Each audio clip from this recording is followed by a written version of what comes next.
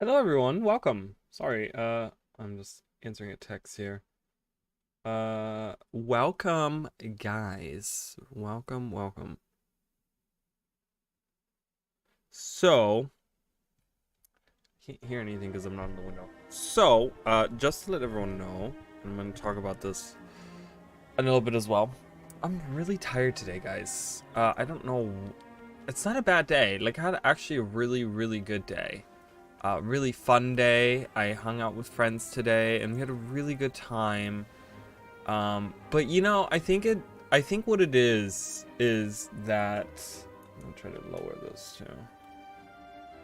Okay, looks fine. Um, I think what it is too is like, you know, I don't ever go anywhere. I never do anything. Really, like I'm such a homebody nowadays. I used to go out like every night, right? Like in my early 20s. Hi, welcome. From Vietnam. How's Vietnam? I heard it's a beautiful country. I don't know though. I have never been. I don't travel too much. I should travel more. Traveling is fun. I haven't done a lot of traveling as of late.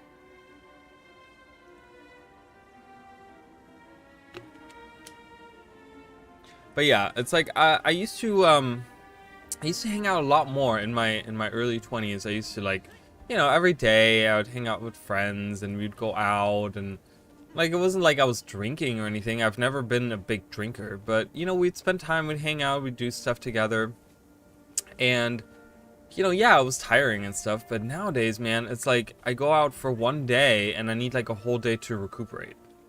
And it's like I said, it's not like I drank today. I didn't. So it's just like it's weird. I don't know.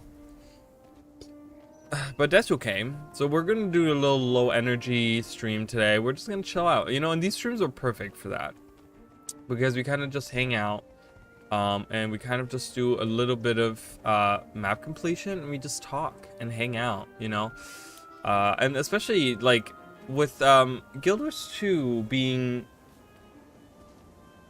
you know, there's a lot going on with it right now, and I find it very interesting, to say the least. I'm just passively looking through like Reddit and stuff, right? And it's like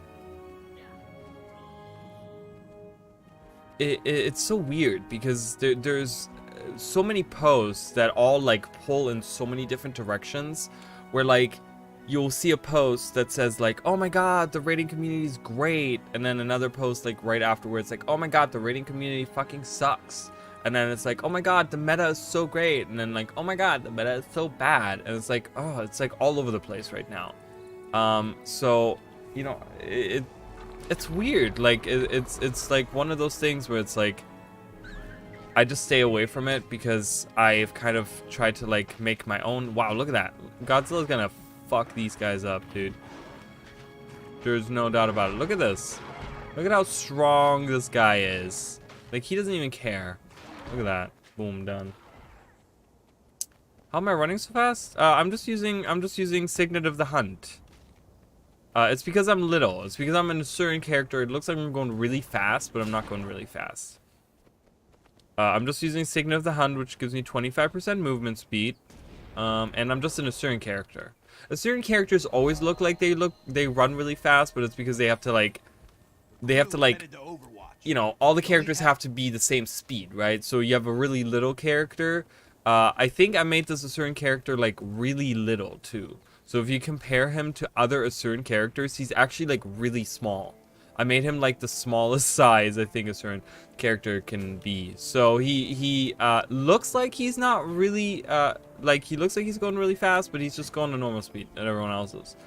It's just because my perspective also. Someone commented on this, which was really cool.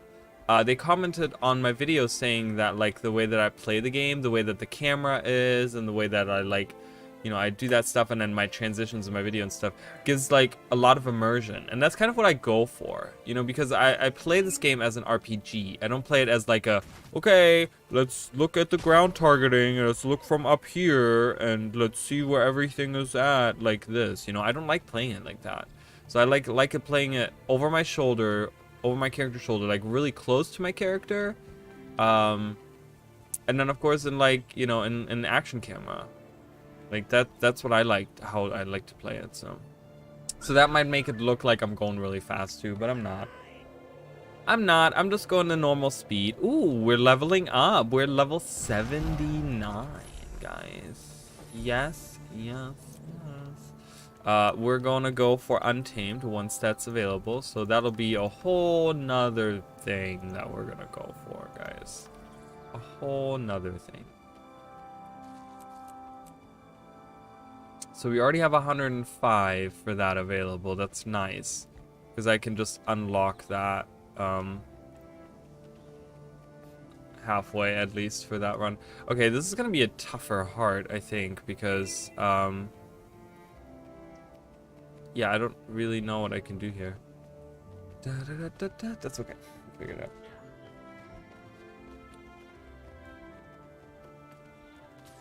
I wish it was another Assyrian character. I was kind of looking around. I was like, is there another Assyrian character that I can compare this to? But I can't. Like, there's no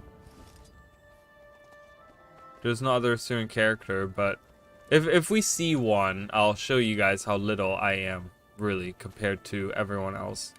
Like, even for a human, look at how small. Like, that's probably not a very tall human. Like, even for a human, I'm like barely halfway there. Okay. I can't use skills. I can't use that. What am I to do here? What does it say? The Legion call. Spar with mercs. Spar with mercs. Can we do that? I'm here to learn. Oh, cool. Yes, we can. All right, nice. We can do that. I'm like, how can I finish this heart without doing any skills? Go. Go, go, go.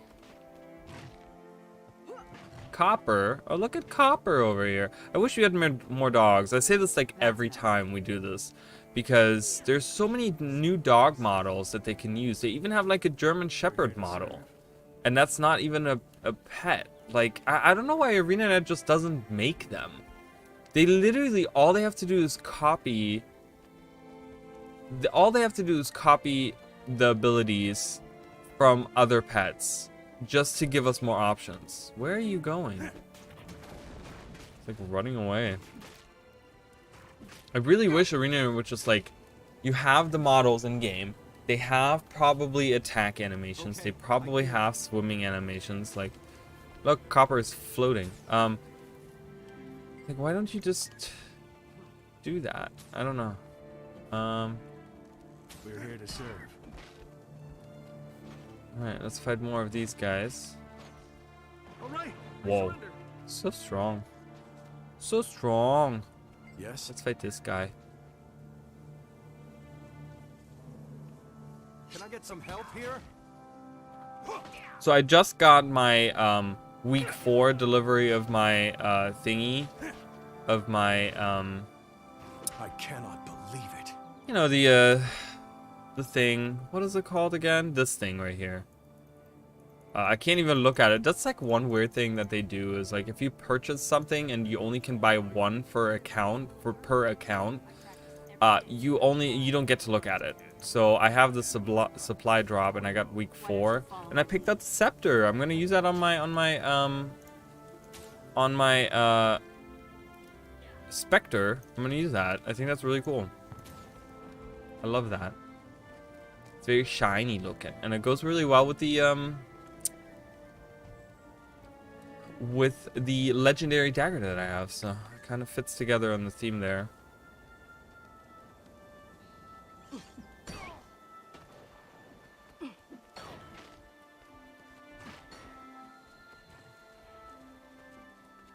Come on, do it. That's enough. Strength in numbers.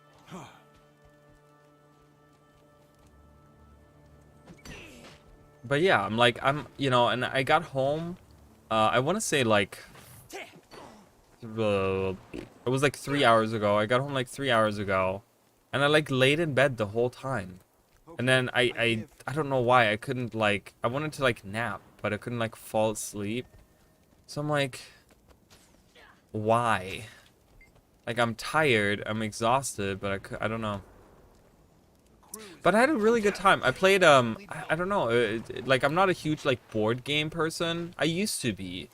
But I just, like I said, I don't have, like, too many friends in real life, and not too many that like to play, like, if I'm playing a board game, I want to play something that's a little bit more, like, involved, right? Something that's not just like, oh, Monopoly, you know, or like, sorry. Like, I want to play something that's, like, cool, right? So that's like a little bit more complicated and complex and stuff in the systems that they have. But I played for the first time Mexican Train or something. It's like Mexican Dominoes or something, and you just played with like a set of like you have to buy like a specific dominoes set. It's not like a regular, like, you can't use regular dominoes because regular dominoes only go to 6, but like the set of Mexican dominoes actually goes to 12 in the numbers or whatever. And yeah, and it's a very, very easy game to pick up, right? There's not a lot of rules, very simple or whatever, but super fun. I had like a great time playing that. So if you guys haven't checked something like that out, apparently you can buy it, because I was like, I've never heard of it. And then the person that brought it, she was like, oh, you can get it for like 20 bucks at Walmart. I was like, really? I'm like, I've never even heard of it. And I had like a cute little case, like a cute little like metal case kind of thing, like aluminum. It wasn't metal, it was like aluminum. All right, let's attack this ballista here. Go, go, go. But yeah, it's really easy to pick up, you know. It's just like very simple rules. Like once you like figure it out, you know, you can just like go, and it's easy to pick up, and you can play it with like 2 people, or you can play it up to like, I mean, I think it's like six or 8 or something. So, no, I think it was like, I think up to 6 people can play it at the same time. So, but yeah, that's, if you guys haven't checked that out, I would give it a try if you're looking for something really easy to do. You know, if you're not trying to do super complicated stuff. Hey Emily, how are you? Welcome. Welcome, welcome. Sorry, I'm gonna have to like answer these.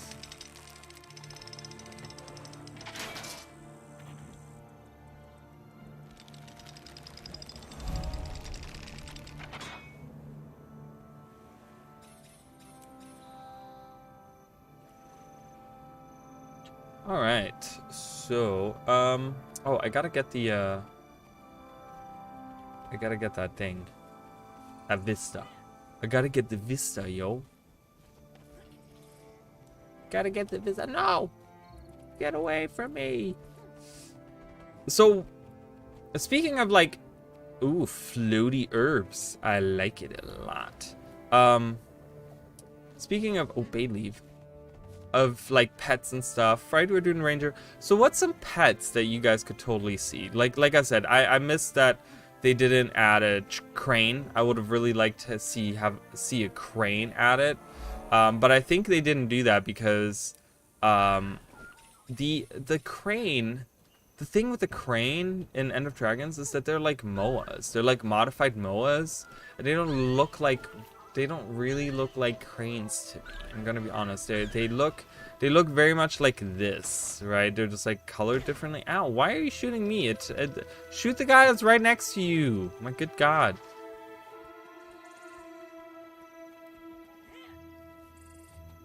I'm okay. I was just saying that I'm like just kind of tired today. Like I had a really good day today. I had like a lot of fun. I went to hang out at a friend's house, and we played Mexican Train, which is like a Mexican dominoes game, and it's like a specific like dominoes set that you need for it or whatever, which is like really fun, really easy to pick up. It was a really good time though. I really had like a lot of fun doing that.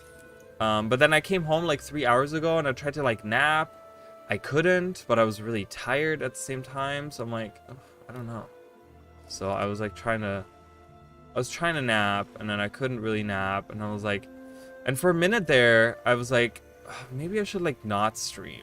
But you know, I was just like, no, I want to keep up my schedule. And like, it's not like I'm I don't know. It wasn't like it's not like I'm doing bad where I'm just like, oh, I can't, I don't know. So I was just like, just go stream. I mean, just do it. Have a good time. Hang out with people. You know, it's fine. I'm like, it's okay. Like, just go and have a good time. So, I didn't want to skip a day of streaming, and I feel like, I don't know, for my own personal reasons, like, there's no justification for it.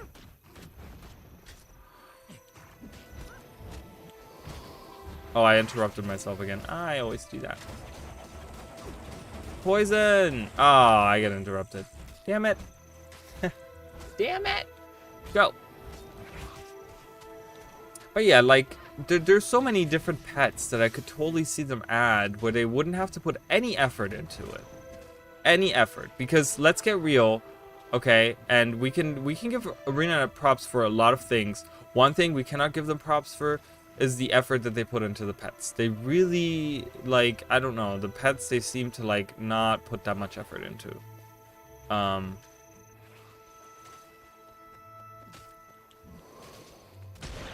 I find, anyways. I mean, I don't know. Is that, like, is that, you know, does someone have a good counter argument against that? Because I feel like maybe if someone gives me a good argument where they could be like, well, you know, actually, for pets, like, in the MMO industry, they're actually really good, or whatever, right? Like,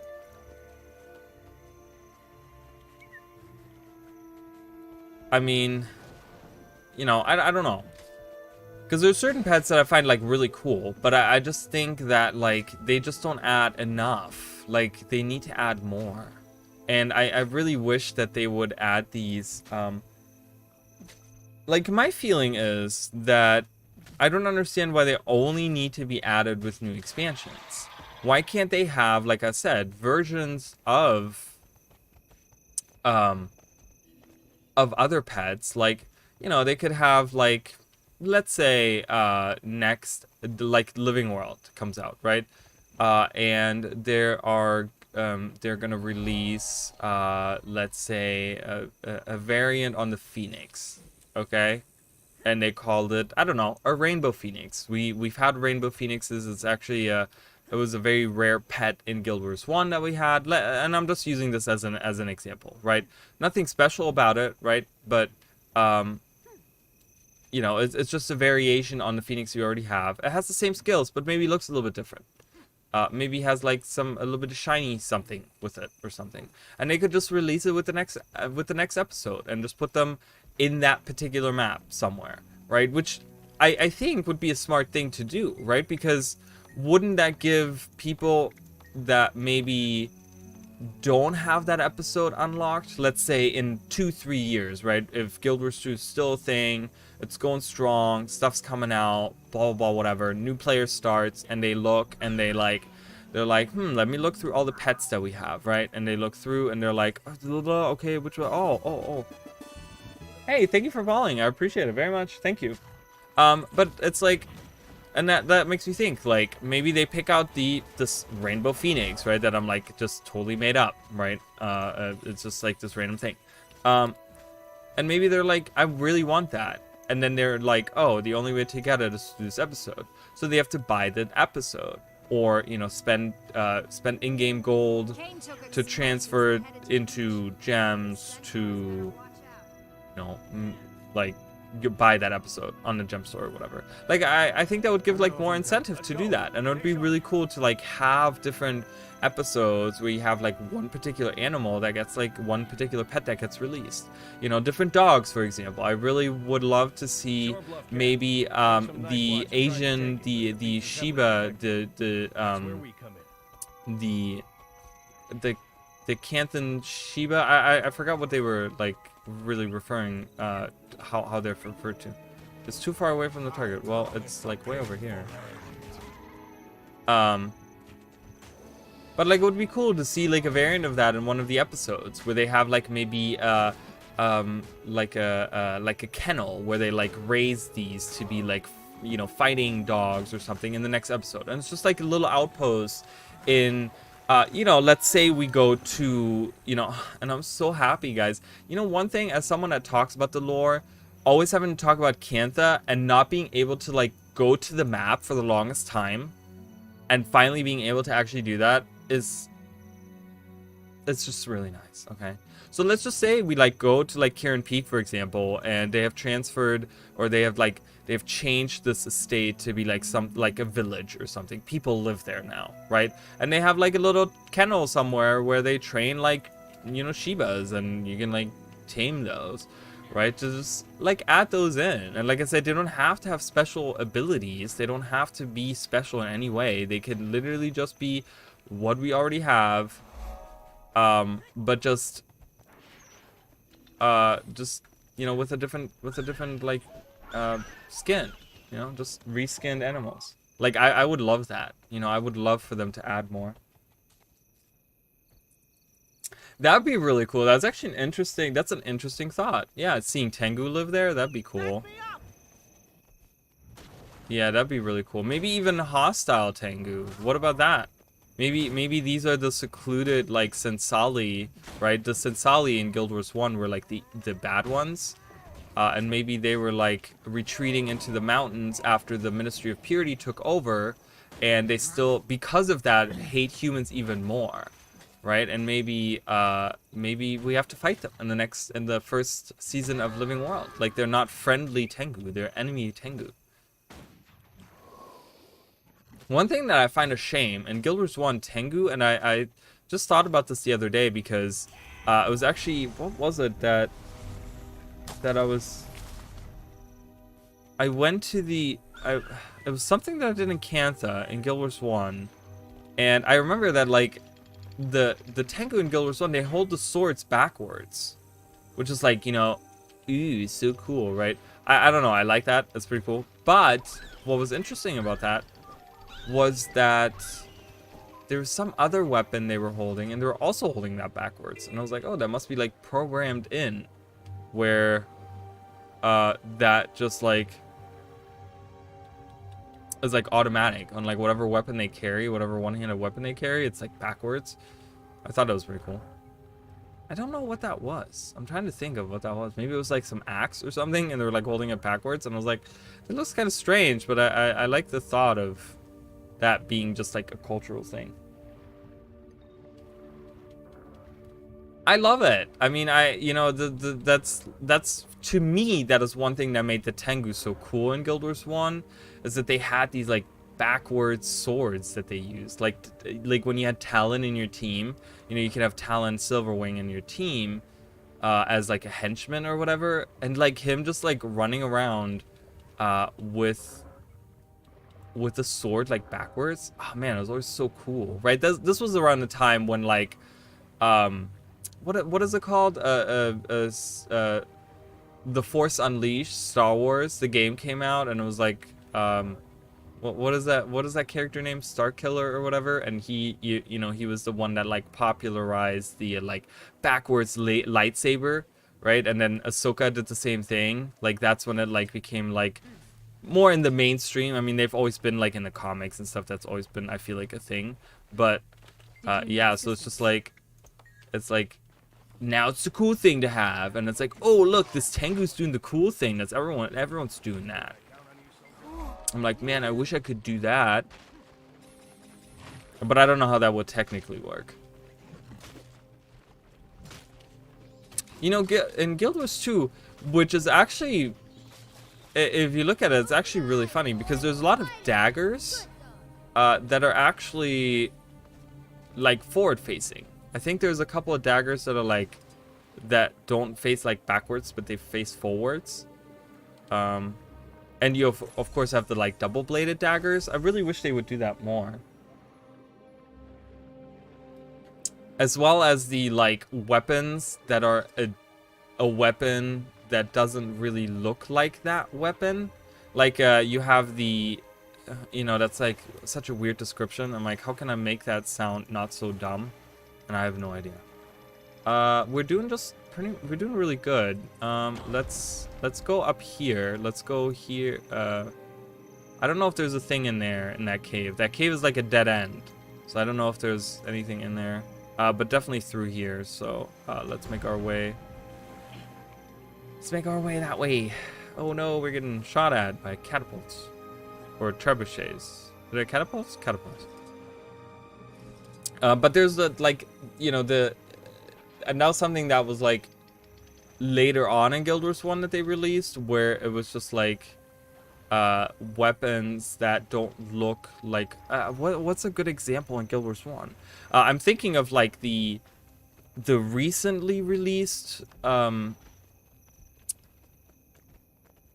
I don't have any weapons, right? So I can't even really do anything to show you guys. But there's the, like, you know, the staffs that look like a naginata or something like that, like where they look different. They don't look like a staff, or like a scythe, right? Where the staff looks like a scythe. Like I like that where they make a weapon look like something else. The for example, the scepter for the Spectre, for example, because the movement looks almost like an axe type movement on the way that the Spectre uses the scepter.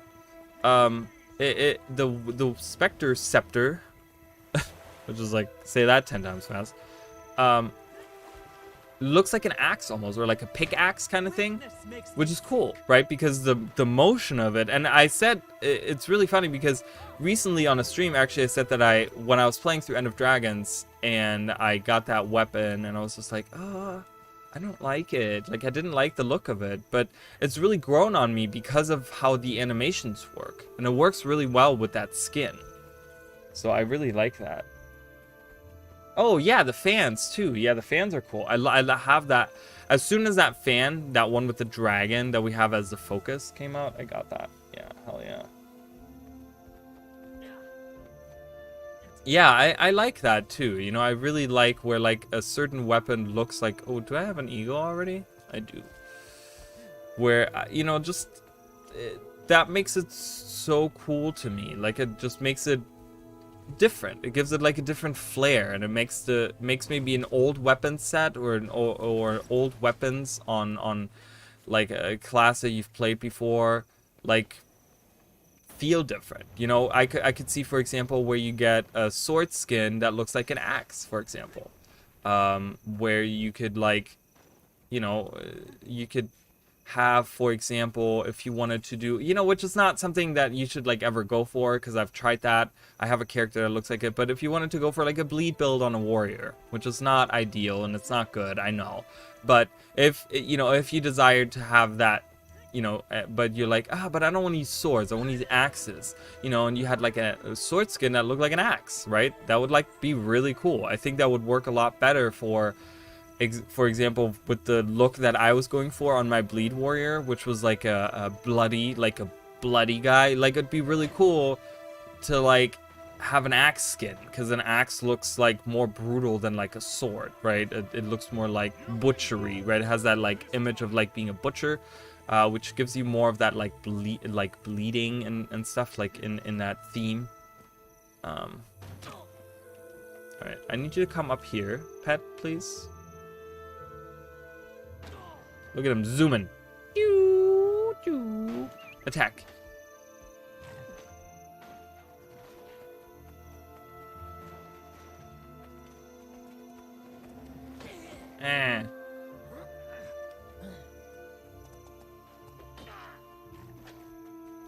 I need to be out of combat, so I need you to defeat it. Defeat it.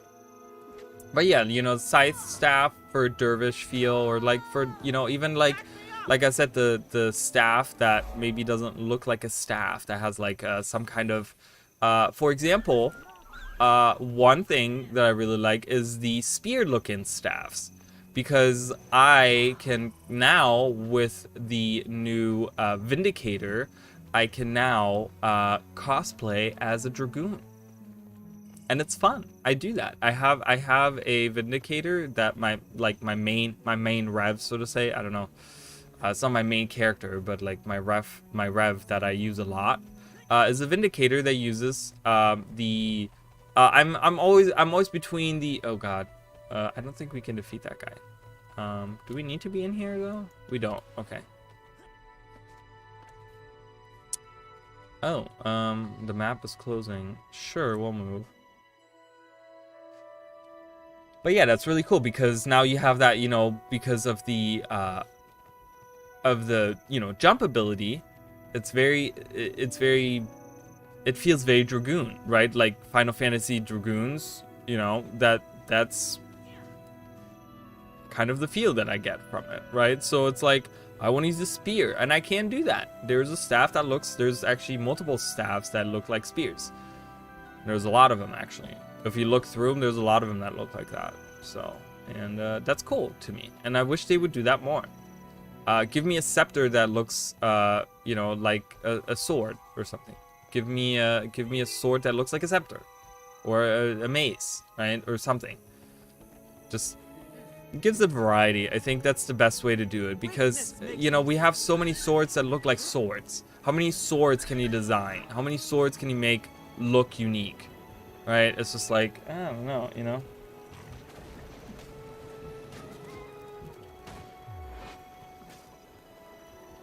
Oh yeah, that's exactly right. See, and Archimedes uses his spear. Yeah, and that's a good, you know, like Archimedes and a spear, like that, you know, was a Guild Wars 1 thing.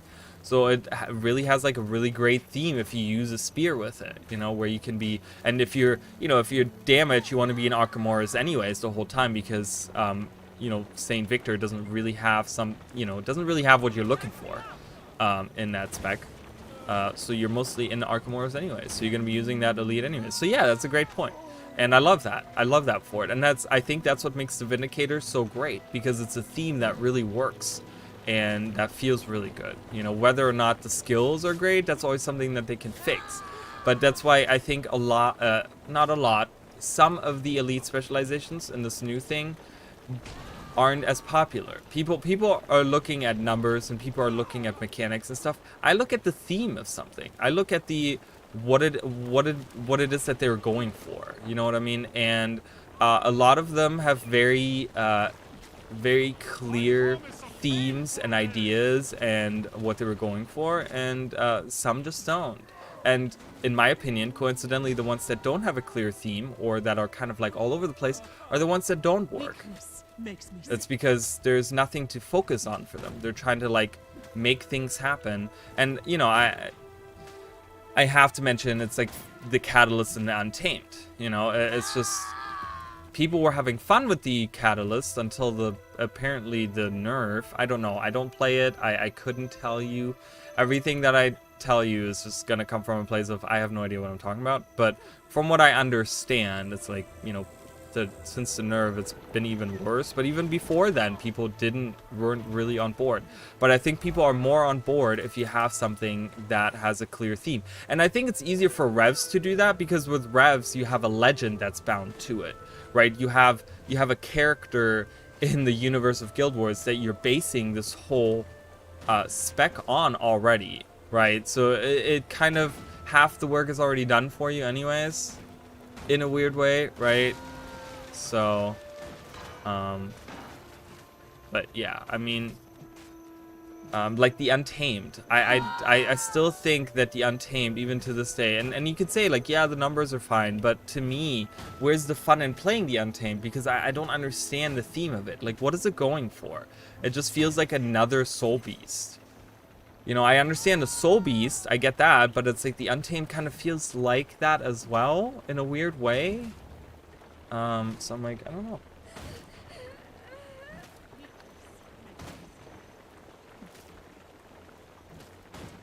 And it's funny because the dialogue is really cool. And I recently, like I said, I was playing my Vindicator a little bit, and I was just standing around, and I totally forgot that they have like these random conversations. So all of a sudden they started talking, and I was like, oh, I want to listen to this. You know, it's like, oh, really cool. So that was really nice. I was really excited about that. I was like, oh, let me listen to that. So yeah, I love that too.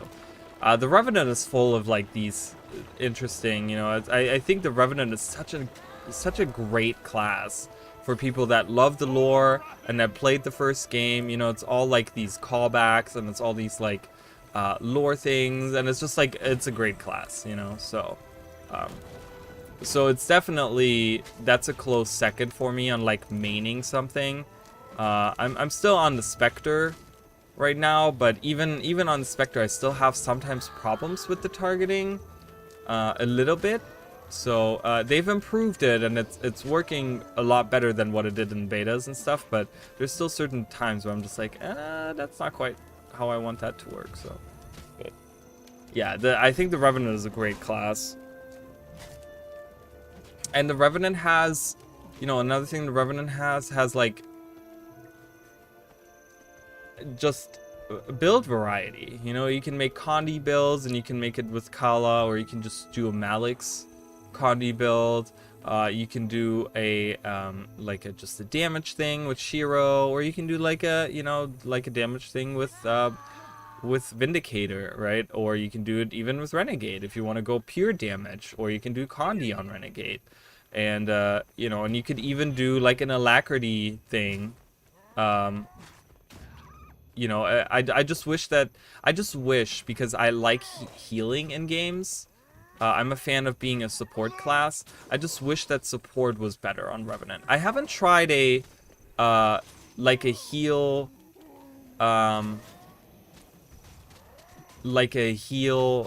Vindicator. Like a support Vindicator. I don't know how that would feel. I don't know if that's something that's viable, because there's a lot of healing and you can pump out a lot of healing. During the betas, I did a setup. I'm trying to think of what the stats were that I used. It was what's Harriers? Harriers is not healing power. It was something with healing power and concentration or something. I don't know. I don't remember what it was, but and I had good fun with it. I mean, it takes some getting used to be able to be really good at it, but like having your dodge that like increases your heal and stuff, I mean, that could be really fun, playing a heal Revenant. Harry's power, healing, concentration. Yeah, I think that's what I picked. I think that's what I picked out to try out. Yeah, and you know, that's kind of fun. I mean, if you can put some more, you would have to tweak it. I mean, I'm not good at this whole building, like making builds and stuff. I'm really not good at it. I've tried for so many years, but it's just like I don't know. I guess I don't understand the systems at the very core. Where like I'm like, oh, this should work. But then, you know, people are just like, no, that's like a really bad trade, or like that has like no synergy, or that doesn't really work, or like something that looks like it has synergy to me, but like then doesn't at all. I'm like, but I thought it would work, you know. But I don't know. So maybe that'll be you know, maybe that's something that they're still working on. I mean, it's all fresh, right? And I think people are going for damage builds first before they go for anything.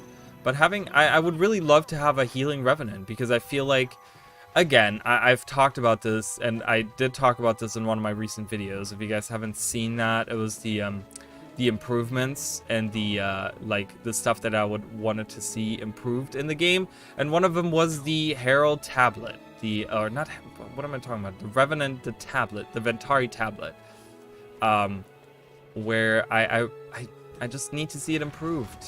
The actual tablet, the AI on the tablet, like there needs to be an AI on the tablet, in my opinion, in order to make it worth the while. So, and if you guys haven't seen that video, there's a lot of different things I talk about, but I talk about how I wish the tablet would move on its own in certain instances, or in just like a certain way, right?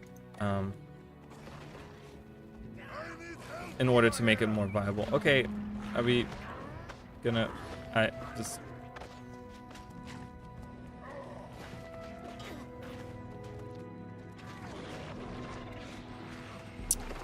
Look at this army. Look at this army of enemies. I'm just running in circles. What are you attacking? Oh, you're attacking this guy? Oh yeah, I guess so. Ah! He's doing great though. Hang in there! Oh, God, I got knocked off. Damn it. Hold on, I'm coming. Ooh, I don't know why I'm lagging so much right now. I don't know what's going on.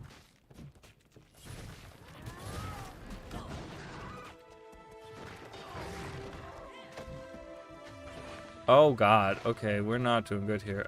Let's swap. Let's go to MacGyver. Remember MacGyver? The little thing? Look up MacGyver. Look up Red Lizard MacGyver. It's this really cool lizard that I had no idea about. I had to look him up on stream one day. I was trying to find a name for him. Oh my god. There's too many people.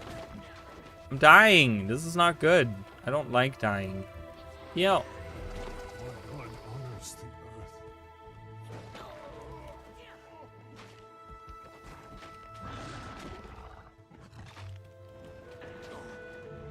Use your thingy. Yeah.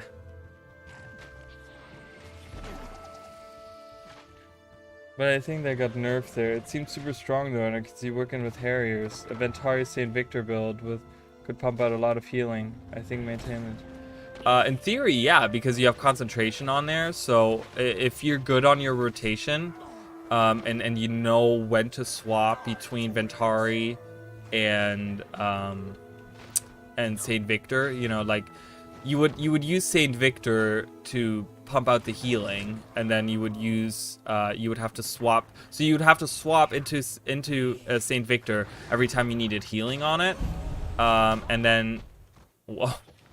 All right, we're leaving. We have survived. Let's go. Let's go, MacGyver. We're leaving. So you'd have to swap every time. Oh, we're level 80 now, guys. We're full level. Yay. All right, now I can unlock the other elite specializations. We're not going to do that. Not yet, guys. We're going to do that on the expanded stuff. New orders. I'm going to enjoy this. What is this? New orders? I'll be ready for you. I don't know. Whatever, bye. Okay. I don't know where that's from. So I could unlock these other ones, but I'm not gonna do that. So I need help over here. we're gonna stay on the base for now, unless until we go into the expansions, which we're gonna do End of Dragons once we're done with the maps. But yeah, so you would have to maintain alacrity in Ventari, and then you would have to swap to St. Victor every time you would need to heal, I would say, because I feel like it's much easier to maintain the healing on St. Victor because it's not, you don't have to move the tablet, right? And that's what really bugs me. In that video, I talk about that a lot too, because and that's actually my main point of that improvement in the video. There's a bunch of different things that I talk about that I would like to see improved, but the one that I that I'm talking about right now that has the Revenant, it's just moving that tablet is such a pain in the ass, because if you're in the middle of a raid or a strike or some kind of open world event where there's so many ground targetings happening and there's so many things going on, and you have to make sure that you're not standing, like, specifically strikes and raids, they have like one-shot mechanics, and you don't want to stand in those, right? So you have to pay attention to where you're standing, but you also have to pay attention to where your tablet is at any moment. And it can get,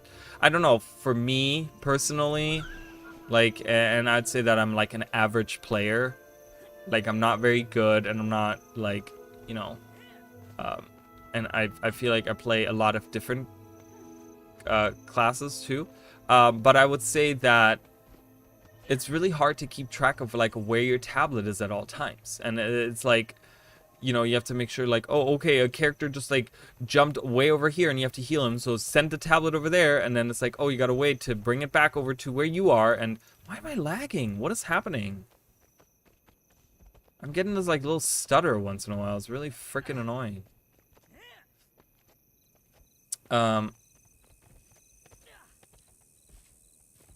So I don't know, it's just.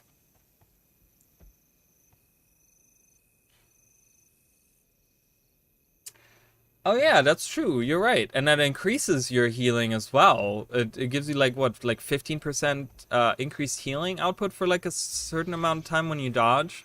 I think it does. So you're right. Yeah, that would actually be really nice. So you could kind of actually probably stay in Ventari for a long time, because, and I will tell you guys, if you're an and I don't know if you know this, and I don't want to like mansplain this, like I don't know why. But one really cool thing to do that I do on both my Mirage and the Vindicators. I use Sigils of Stamina, which is like really overpowered, specifically for a Vindicator. If you're playing a Vindicator, you must have a Sigil of Stamina on your weapon, because it is seriously overpowered. If you don't have it, you need to get it. It's really nice. Because what it does is, anytime you defeat an enemy, that gives you, you know, like you get XP for like enemies you kill. Specifically in open world, of course, this is not that great for like instance stuff.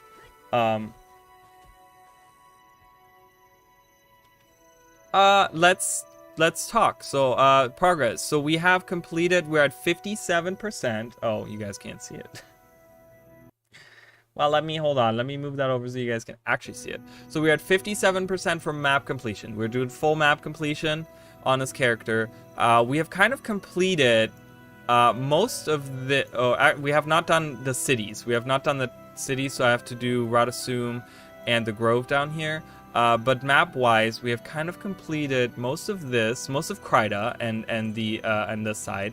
We're doing Hinterlands, which kind of finishes that up. Again, I have to do the towns. We've done over here. We have done a lot of Ascalon. We have done up to here. So all of this is done, right? That's all done. We just did this the other day. We just did, this was the one that we did last week. So we're kind of moving south here. Okay, we're going here, and we're finishing up these last two maps. And that's pretty much it. That's pretty much all we have to do. Just do this map, this map, this map, this map, this map, and we kind of move down here, and then we'll be moving here, and then we'll be done, and then we'll just do the cities, and then we'll be done.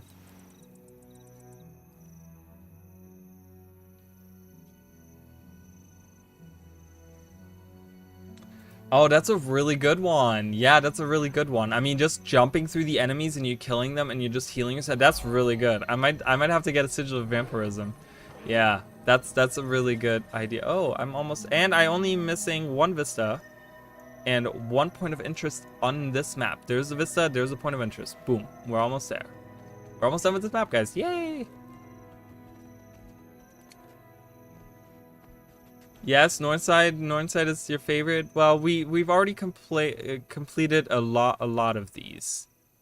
Just Holbrad, of course. Like I said, the cities we haven't done, but we do have Timberline Falls, which is, a lot of people love Timberline Falls. I don't mind it, but it's not like up there with my favorites. But yeah, so we'll be doing that as well at some point. I think I'm gonna finish up. Fish up. I'm not gonna fish anything. I think I'm gonna just finish these up here, and then we'll move down. That way I can just like move straight down. So I think I'm gonna go here to Ascalon, finish that up next, and then that way we can just like move to Ore all the way to the bottom. That way I don't have to like move back and forth between the areas. But yeah, Sigil of Stamina, and then, yeah, Sigil of Vampirism. That's interesting. I didn't even think about that. That's a really good one. Yeah, it's super fun. I think it's, and that's also something that I've talked about before, is that I really love when they take something basic, like dodging, and they make it something new. I think that's what makes, in my eyes, makes the Daredevil, the Mirage, and the Vindicator so special in my eyes, is that they do something with the dodging. They change it, you know, they change it up. They take a base mechanic of the game and they give the profession something new with it. And I think that's what makes them really cool and unique, and makes them stand out in my eyes. I don't know how to get up there. Right, down here. I think I have to go down here. Oh yeah, I think it's right there.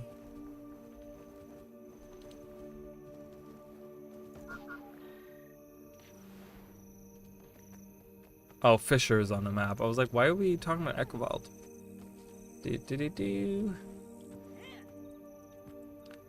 So I wish they would do that with a lot more classes, where they like take it, you know, new elite specialization, and take, I don't know, dodging is like, the one that's like very accessible because it's like what every class has, but you know, just take something of the base game and like change it to something different.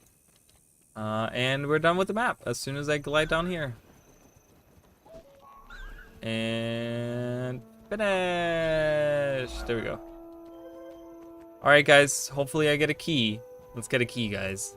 I have gotten no keys. Out of like 15 or 16 maps that we've done, I've gotten 5 keys, which is really horrible. But hopefully get a key. Oh, come on. No key? The fuck?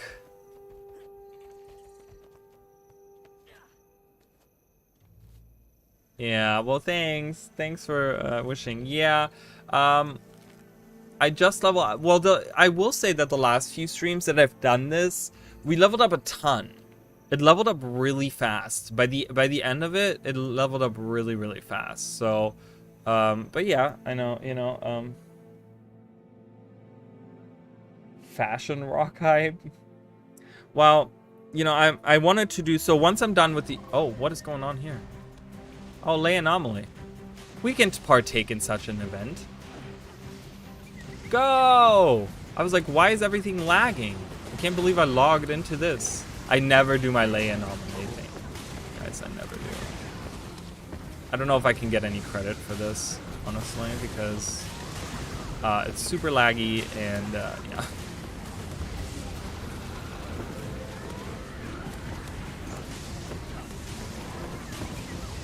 Attack! Attack it, go! Help out! Oh god, everyone's dying. I'm gonna stay away because I cannot see anything. See, right here. So imagine you're doing this and trying to heal people. With the tablet, that's a freaking nightmare. That's just a simple nightmare to do.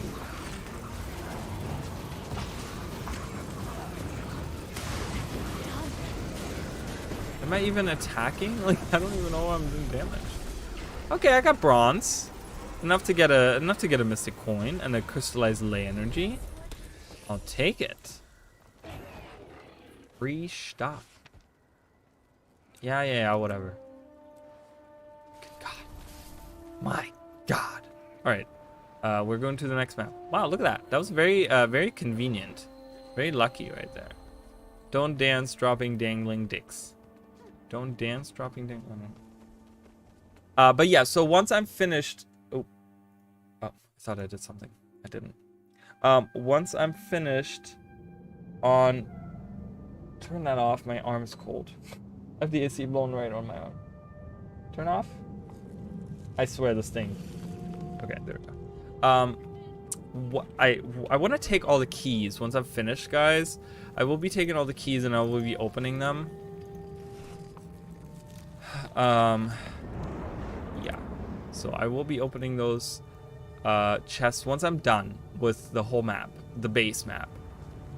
And once we're finished with the base, with the whole map completion of the base game, I will be doing the expansion with this run, which End of Dragons, it's gonna be super fun. Super fun. I don't know how well this is gonna go, but I'm gonna try to do 100% map completion on just a pet. But I'm allowed to unlock Untamed as we go along. So we're gonna be using the Untamed, and hopefully that'll be good enough to be strong enough to do those things.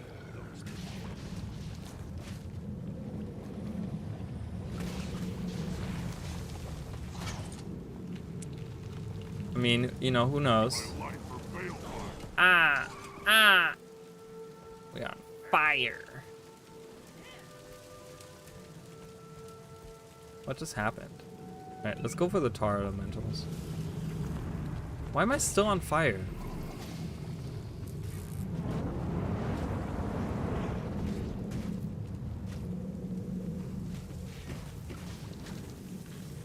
But yeah, I for the Ventari tablet, so my solution for that tablet was that it would move like every 5 seconds or something like that. I don't know. Again, the numbers could change.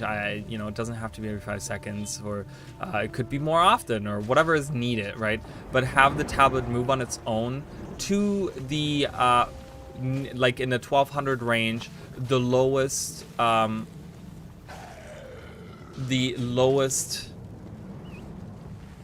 the player with the lowest health. Okay, and have it automatically move to that player. And as soon as it does that, because it has like a passive pulsing of healing that it does, as soon as it moves there and it gets to its target, then it does its passive pulse healing. And that was kind of my idea of doing that. And then you could still control it, where like if you use the ability to move it around, that there's an internal cooldown that happens as soon as you use that, so that it can't move on its own for the next like 5 seconds or so that it stays to where you positioned it or whatever. Kind of giving it like its a mind on its own in a weird way.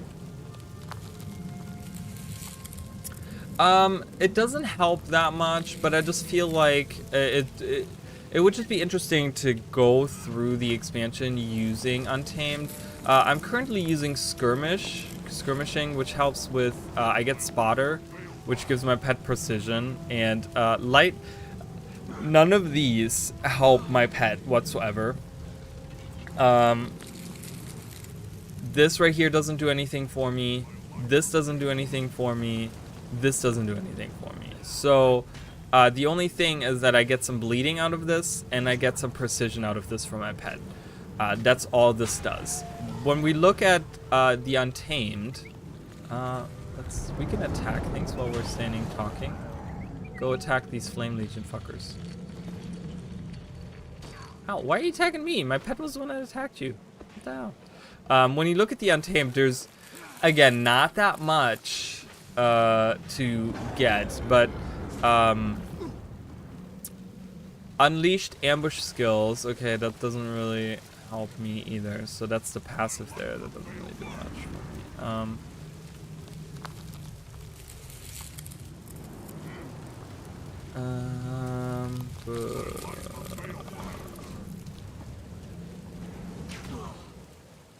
Yeah, there's really there's also not that much that really goes with this. Again, I look through the Untamed stuff, and I'm not excited for it. I'm just not excited for it. Venomous Outburst, I mean, this right here, increased damage. Okay, that helps.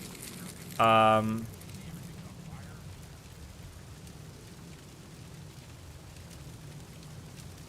mean, no, there's really not that much that helps me on my pet, to be fair. But I just think, you know, it's kind of something cool to use, I guess, as a as we play through the expansion. So it's probably going to be a nerf for me, to be honest, with a pet only run, to be fair. But you know what? Who cares? I don't know. I kind of want to use something that's like End of Dragons, and let's use the End of Dragons Elite Specialization.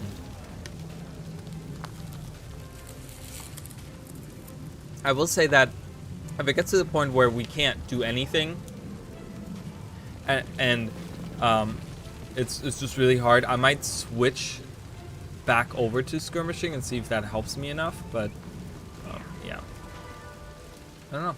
We'll have to see.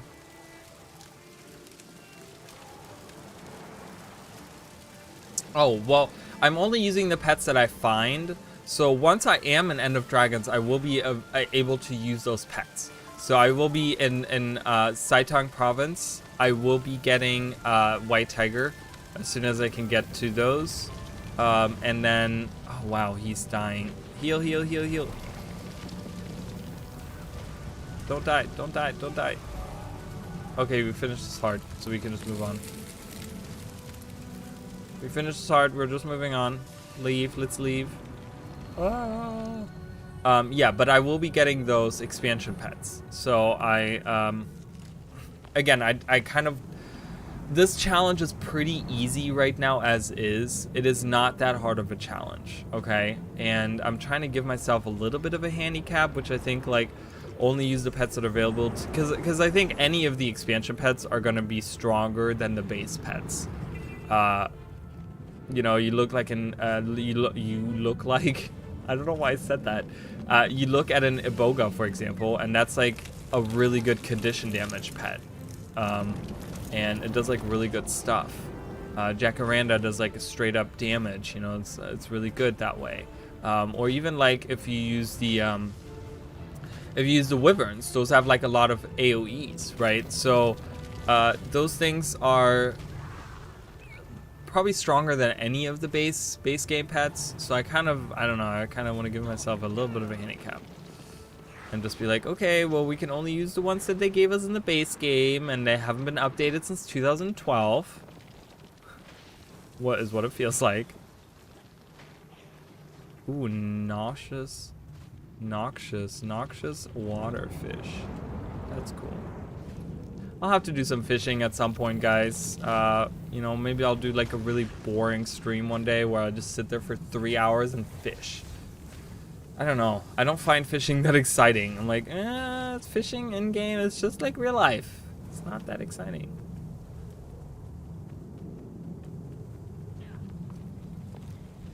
But I will be using those, and I'll be swapping those because you can get the white tiger in the so for every map we go to, we're gonna use whatever new pet we can find. So we're gonna use the white tiger in Saitang province when we find them.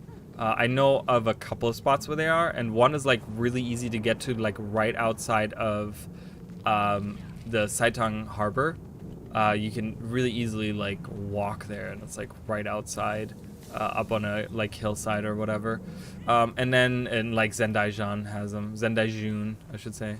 And then I will be using the phoenixes once we go to Kainang's city, and then I will be doing the wallow once we go to the Echowild Forest, and then I'll get a siege turtle once we go to the Dragon's End, and kind of do a little progression thing there. Which one is the best one? Which one do you guys think is the best pet to use out of the new 4 that we got? Because I don't know. Like I said, I don't really play Ranger that much, and I'm not super fond of the Untamed as of right now, so I couldn't even say like, oh, I really want to play that, or that's one that I think is like the best. Coolant leak. Okay, I'm too short. Look at how short I am. Look at how tall this guy is compared to me. I'm telling you guys, I picked the smallest Asuran character. Is there more coolant leaks that I can actually reach, that I can actually fix? There's one right here. That didn't do it.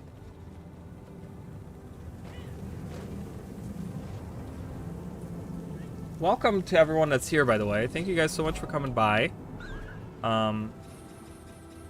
And also, and I think I did say that in the new episode that's gonna come out, but a lot of people have been watching my Legend of Dragoon playthrough, and I'm really excited, and I'm very grateful to you guys for watching that, and very excited because it means a lot to me. You know, I do those playthroughs, and I'm like, you know, I want people to watch them, and a lot of people have been, you know, watching it. Weirdly enough, like, they just jump in right in the middle of it. Like, episode 21 or something has, like, the most views. And I'm like, how are you gonna jump into a series at number 21? But, you know, whatever. I mean, whatever floats your boat. I mean, not to judge anyone. I don't care. If you're that type of person that doesn't care where you are in a series of something, fine by me. I don't care. But people have been going back and watching that, and I love that. It's really cool. It's a super fun game, and I've been recording more. I kind of hit a little. I've hit a little wall of just. There's a specific boss that I'm trying to fight, and I like last night. So last night at like 3 o'clock in the morning, I'm like, okay, I'm gonna record an episode of The Legend of Dragoon because my internet was down.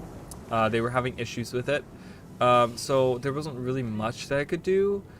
Because working on my videos, I find that there's a lot of pictures that I look up online that I have to take from the internet, and I'm like, God, I can't work on this video because every 2 minutes I'm like, oh, I need a picture of this that I need to find online. I need a picture of this, and I'm like, no, I don't want to work on it. So I was like, let me just record it. So then I'm recording, and I'm recording like 30 minutes of an episode, and I get to this boss that's just like, it's whooping my ass. Hey Calvin, how are you? Welcome.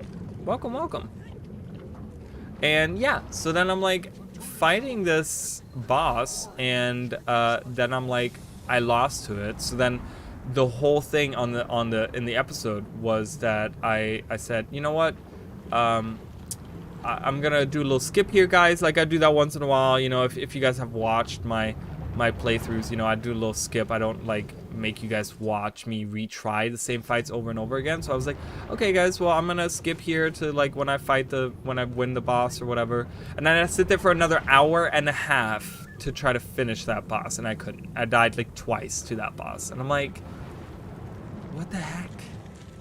Maybe I was just really tired, because at this point it's like 5 in the morning, and I'm like, you know what, forget it. I was like, I'm going to bed. I'm like, screw this. Welcome. Well, school early tomorrow. Bye. Thank you so much for coming by. I appreciate it. Thank you. I really appreciate it, and I hope school goes well, and you know, you're staying healthy and make good choices and all the good stuff, right?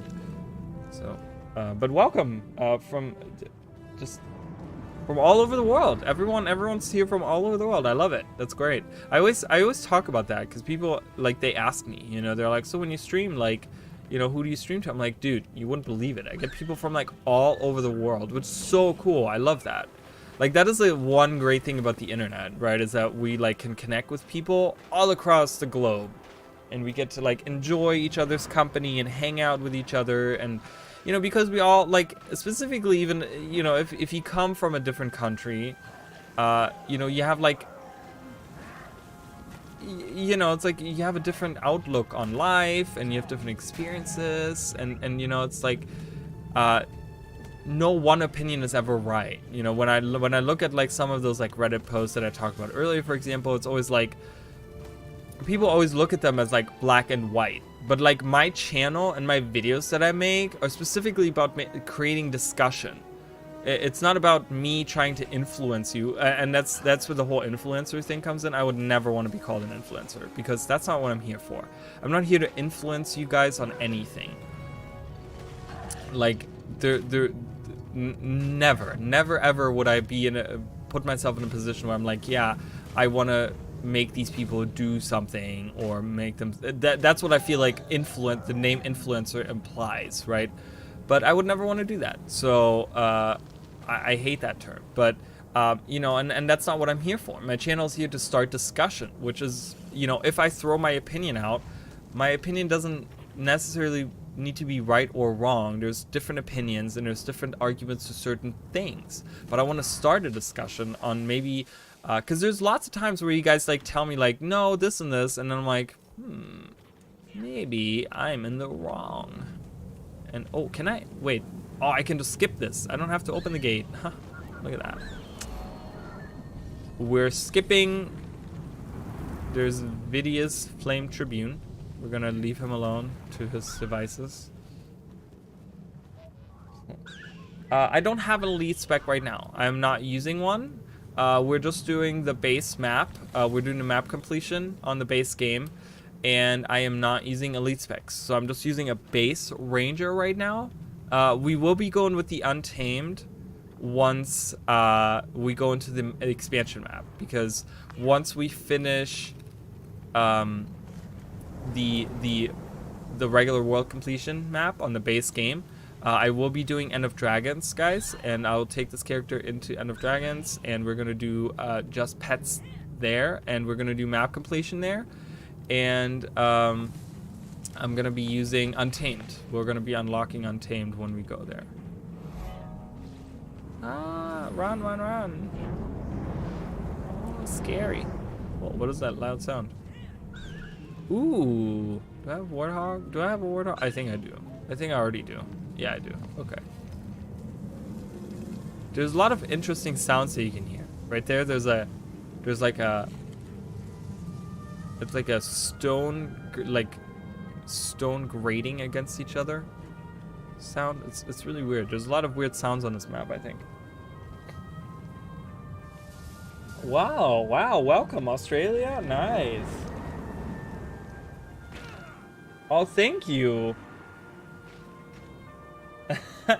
Thank you guys so much. I appreciate that. Man, you guys are giving me so many compliments. Like, you guys don't understand how much that means to me, really. Because like, what was it? Oh yeah, I talked about this in the Leviathans video. Someone like left like a really nice comment, and I actually gave a shout out to that person as well. But it was like a Medal, if I'm saying that right. If I'm saying that wrong, I'm sorry. Because I'm really terrible with names. But it was really nice because they were saying with the way that I do my transitions and with the way that I play the game and my fashion and stuff, that like there's a lot of like immersion in my videos and stuff, and I love that. You know, I put a lot of effort into it, and to have you guys appreciate that means so much to me. It means so much.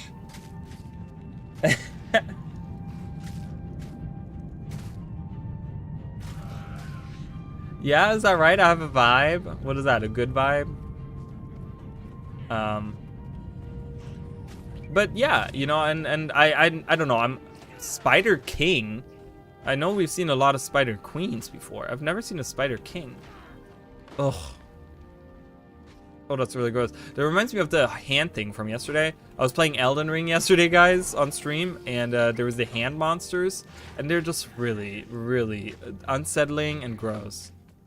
Oh god. I've never seen this event ever in my life. The Spider King event? Ever. Yeah. Well, and I'm gonna be doing more of that. I'm gonna be doing, thanks to Astral, who told me yesterday that you can log into your Guild Wars 1 and Guild Wars 2 account at the same time, which I swear to you guys, you were not always able to do that, because I remember at some point in time trying to log in on both games with the same account that's like linked, and they kicked me off. I think this changed when because a few years ago as far as I understand it, they moved the servers, the Guild Wars 1 servers, they moved them to like a different location or something, and I'm pretty sure that's probably when that changed. I want to say, I don't know if that's true, because I don't know how that technical, like all that technical stuff works. But yeah, so I found out that I can actually use my Guild Wars 1 account, my original one. So tomorrow we'll be continuing my comparison streams. For those of you, ooh, hello. I don't know why I'm fighting these spiders. There's not even a heart here. I'm like, oh, I'm doing great things. I'm not even supposed to be here. Bye, we're leaving. But yeah, tomorrow we're gonna continue more Cantha stuff. We're gonna compare more of Cantha. If you guys have missed that, the first stream, I think I still have it. It might be up on my Twitch, because the Twitch streams stay for like 2 weeks, I want to say.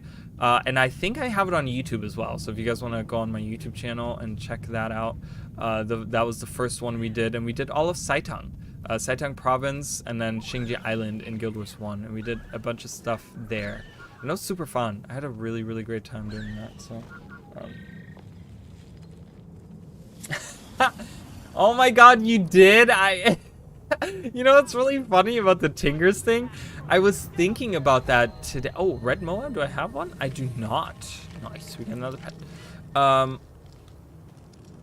I was thinking about that last night in bed. I was just like, ooh, Tingers. I'm like, I wonder if anyone Googled that after I said that. I cannot believe you did. It's really gross, isn't it? It's really gross. It's not good, guys. I'm so glad that you went and looked that up. That makes my day. Are you kidding? That's so funny. But that's what oh god, yeah, I can't wait until Dark Souls does that to us, like FromSoft does that to us. Gives us little foot enemies with tingers on them. Oh, really gross stuff, isn't it? Those enemies were really unsettling though, weren't they? They were like very not fun to be around. Is there a way to get to the butternut squash where I don't have to go all the way up there to God's Skull? I don't think so. Unless I can cheese it up here? Oh. Hey, look at that. I made it. Butternut squash for everyone. Yay. Gotta go for the butternut squash. Alright, cool. Done.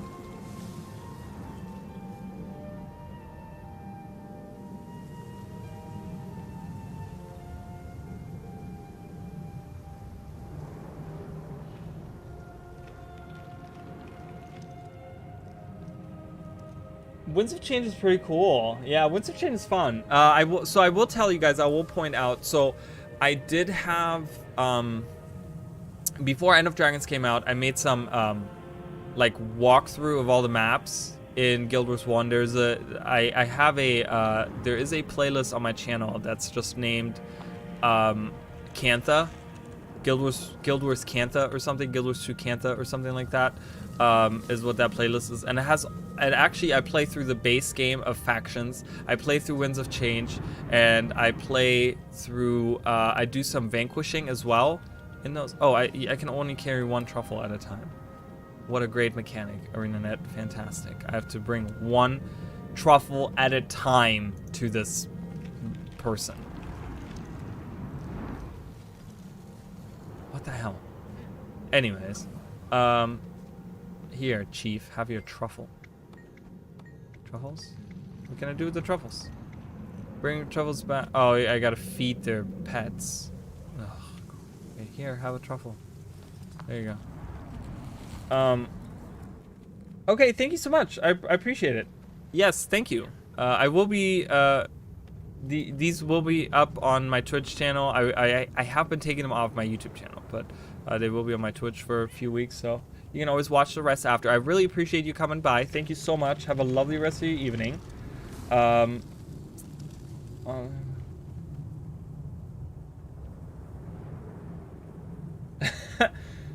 that autocorrect?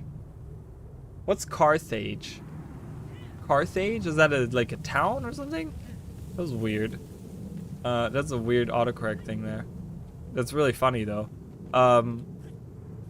You know, and I talked about this the other day where, like, you know, you go to, like, for example, you go to Lake Doric, right? And you have, like, up here, it's up here, right? Somewhere up here.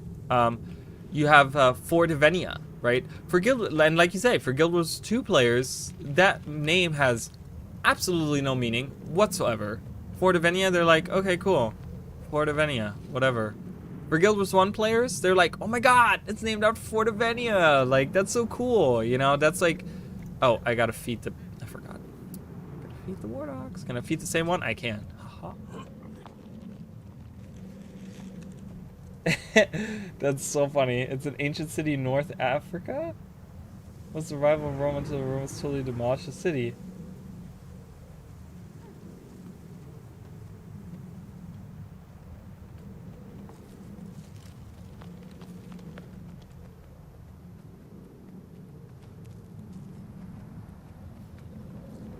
That's so weird. I've never heard of it. Carthage? Isn't there like a city in, like, am I like being really dumb? Isn't that like a fictional city somewhere too? Or a fictional, because someone even said like Carthage must be destroyed. Is that actually a city, a town somewhere? Like, I mean, in like a fantasy world? I feel like it is somewhere.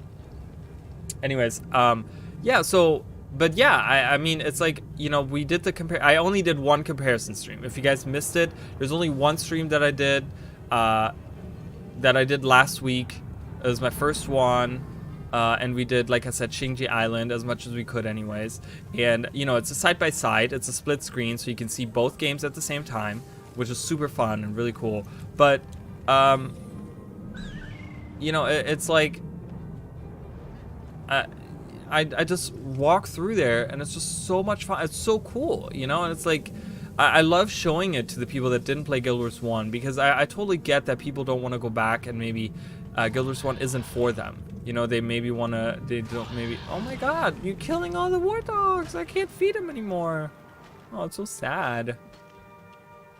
Kill the spider.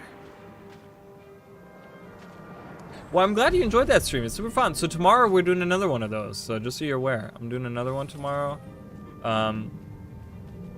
Just so you guys know, I'm going on a date tomorrow. So we'll see how well that goes. Wish me luck. I'm a very awkward person. Like I'm like, oh. So yeah, that's happening tomorrow night. So after my date, I will be coming and streaming. Another comparison stream. Yay, super exciting. So, thank you. I appreciate that. Thanks, guys. Yeah. Oh, God. Really? You killed them? Great. Who do I feed? Did they respawn? Oh, one just respawned as I say that. Oh, all 3 are back. Yay, fantastic. Here you go. Does this summon spiders every time I feed them? Because I feel like every time I feed them, there's like a spider that pops up. It doesn't do it this time around. Well, I try to be myself, but I'm a little out there when it comes to like, I don't know. I'm a very, like I tell you guys, I'm a very honest person. So like, there is like a certain filter that I have on things that I say, but sometimes there just isn't, you know, and I might say some stuff that's wrong, but, and I've been told that I come off as intimidating. I don't know what that means. I don't know how me, this scrawny nerd guy, can come off as intimidating, but, you know, I've been told that sometimes, so I try to contain myself. But yes, thank you guys, and I'll let you know how it goes as well. So, you know, I try to put myself out there because you got to do that, right? And I'm excited about this date. My last date that do you guys want to hear about my last date that I had? Like, because I tell you what, it was probably the worst date that, like I've ever had.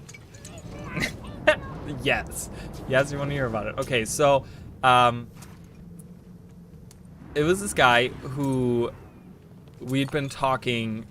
We'd been matched on an app, right? I use this app. It's not Grindr, right? But it's a different app, and we matched on it, and so we started talking to each other, right? And you know, he's a decent looking guy. Like, I wouldn't say that he's like really good looking and like super hot, but you know, looks aren't everything, right? They are, for me, they're somewhat important. I will say that I need to have that physical attraction as well. But he wasn't a bad looking guy, so it was just like, okay, you know, we were talking or whatever. And then one thing that he kind of did was, that kind of bothered me, was that he would take forever to answer on my messages. And I'm not saying that you need to be available for me 24/7, you need to respond to me, but it was very like, every time we would have a conversation, like in the middle of the conversation, he would like not text back, and then like text back like 5 hours later. And it was like, oh my god, like I don't even know what we're talking about now, right?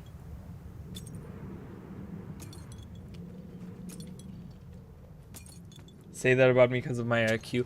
Well, I suppose that I suppose that can be intimidating, especially for people who might think that they're not quite as smart, or that they don't want to be outsmarted by another person. So I can see that, you know, but it's still weird, right? It's like weird to like be intimidated by someone that maybe is just smarter than you, but that's like, I don't know. I don't pride myself in my intelligence, really. I feel like I have an average intelligence. Like, I'm not dumb, but like I don't think I'm like super smart or anything. But anyways, so you know, that really doesn't have anything to do with the whole date situation. Well, we were talking for a couple weeks, and you know, I'm sarcastic. You know, I'm a waiter. Like, I wait tables for a living. So you have to have you know, thick skin, and it's, you know, you got to take a lot of stuff to, like, you can't take it personal, right? So there's a lot of like sarcasm that comes out of my mouth, and I don't think that sarcasm is anything bad, right? It you know, it's just, if you do it the right way, you know. So there would be times where like I'm kidding with him, and I'm like, you know, I say something, and he's just like, oh, what? And I'm like, I'm just kidding, you know, I don't mean it. And then he would make like an angry face, and I'm like, okay, like, you know, do you not, like, are you not okay with that? And he's just like, well, it's really hard for sarcasm, you know, like over text. And I'm like, okay, well, that makes sense, but I do put smiley faces and like laughing emojis like at the end of any time I am sarcastic, which is my indication of, hey, I'm not serious about this. I'm like being just a sarcastic asshole. Like, you know, whatever. I'm just, you know, having a good time. You know, not like that I mean that, you know, or mean to be mean or whatever. So that kind of was like already, I'm like, okay, well, I don't know. That's, you know, I feel like a lot of people do that. Like, I feel like I wasn't very weird on doing that. And then the weird part is that he did that to me one day. he was being sarcastic, and I was just like, I was thinking in my head because he didn't like that when I was being sarcastic, so I kind of was like, oh, maybe he's for real. And I'm like, oh, are you being serious? And he's like, no, I'm just kidding. And I was like, but you were just talking about how like that's really like doesn't translate really well, and you like kind of took that too hard when I did it. So I was just kind of like, okay, weird. And you know, I make it painfully obvious. Like I said, I put like 5 like lying crafting emojis where, you know, it's a joke. Like I obviously mean it as a joke. Like LMAO, like at the end of those messages, like I don't ever mean that, right? So it was just kind of dumb. Whatever, you know, I'm thinking, okay, this is through text, whatever, blah blah. So mind you, he lives 2 hours away, okay, which is quite far away. And so the first time we were supposed to hang out, I was supposed to get a haircut that day, and I was gonna go at like noon, and I told him, I said, okay, well, my haircut doesn't take very long. I said, if you know, and he wanted to come to my house. That was like the whole thing. Like he wanted to come over and hang out, and I was like, okay, well, if you want to come, you know, and we weren't gonna do anything. Like I was just gonna like go get food with him or whatever, right? So that day, I text him and I say, hey, like my barber doesn't have anything open until 3 o'clock, and so I'm like, you know, maybe you want to come over after that. And he was like, oh no, that's too late, because that'll go right into rush hour traffic. And I'm like, okay, I mean, it does. And he's like, and it's very dangerous out on the road when all these cars are driving. And I'm like, okay. I'm like, all right. I'm like, okay, well, maybe, you know, we need to set up something else, right? So then we go to set something else up. So like he doesn't show up that day, obviously, right? And then I tell him, I'm like, oh, I'm off on this day. And he's like, I'm off on this day as well. Well, I had tire problems with my car, and they only had that day available. So I told him, I was like, well, you know, I'm sorry, like I really need to get my tire fixed on my car. I said, you know, I gotta go to the dealership if you want to come with me. Like I know this would be a weird first date, right? Like, you know, maybe that's not what you want to like do, you know, like I'm sorry, you know, and I know that we like made plans already and they kind of fell through, but like I really need to get my car fixed, and that's the only day that they can do it.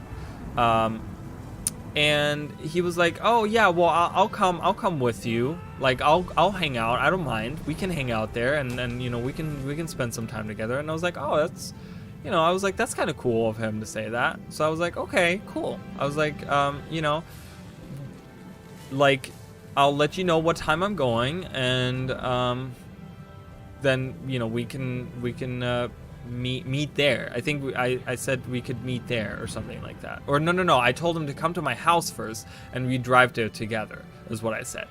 What am I doing here? 2 of the bring prickleberries. Where do I find prickleberries?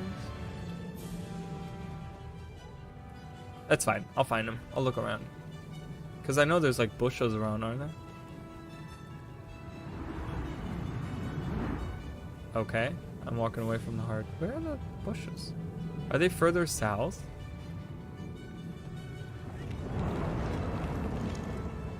But yeah, so that so we kind of text the whole time, and it's like at this point we've talked to each other for like a couple weeks now, and he doesn't say, there's some prickleberries over there.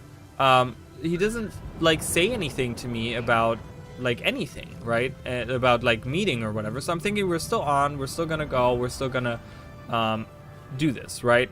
So so I wake up in the morning the day that we're supposed to go and do this, and he had texted me. So I'm like, okay, I'm gonna text him, because I'm like, I have to leave my house in like, you know, in a couple hours, and it's gonna take him a couple hours to get here. So let me text him right now. Like, he would have to leave his house right now to make it in time.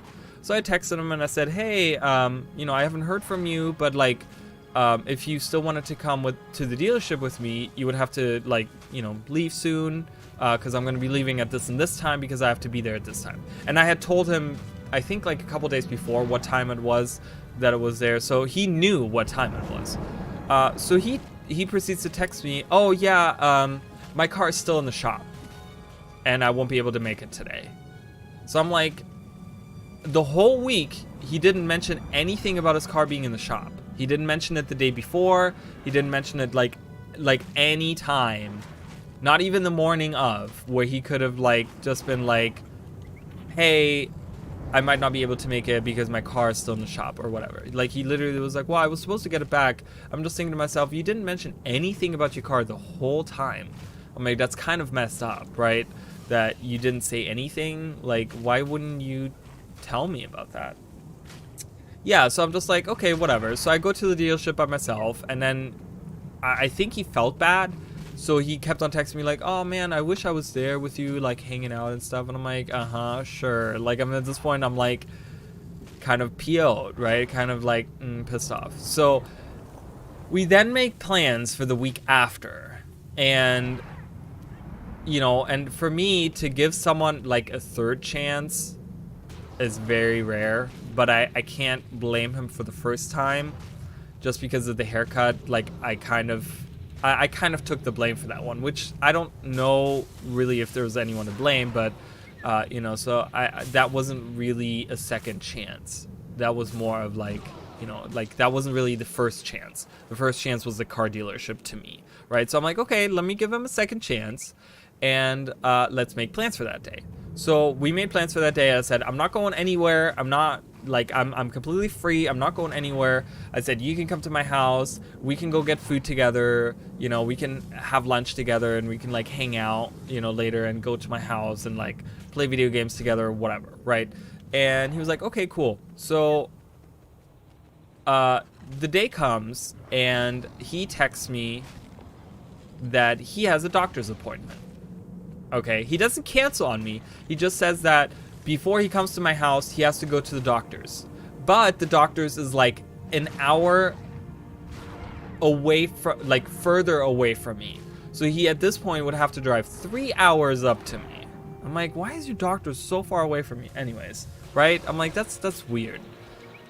You know, whatever. So I'm like, okay. I'm like, are you still okay with like coming? And he's like, no, definitely. Like, I want to come hang out with you. Like, I want to do this.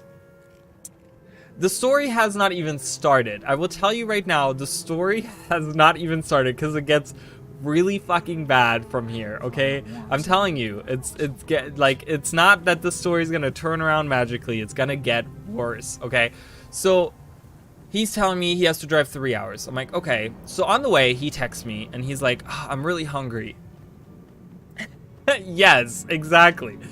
So he texts me he's really hungry, and I said, okay, well, you know, if there's anything in the area that I live, it's restaurants. There's a lot of restaurants around. Good ones, bad ones, all kinds of, you know, whatever. So there's definitely restaurants around. So I tell him, I said, when you get here, I said, it's going to be my treat. I said, I'll pay for it. Like, I don't care because you're driving so far. You're making the effort, you know, like, I'll take you out to lunch and we'll, you know, whatever. We'll figure something out. Whatever you want to eat, you know, because I can always go to these restaurants. Like, it doesn't matter to me. So he gets, because I live right off of the interstate, okay? I live like 5 minutes from the interstate. You can get right on it. And so he gets off the interstate and he texts me.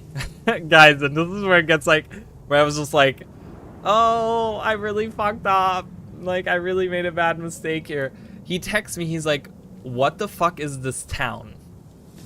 That is literally what he texts me. And I'm like,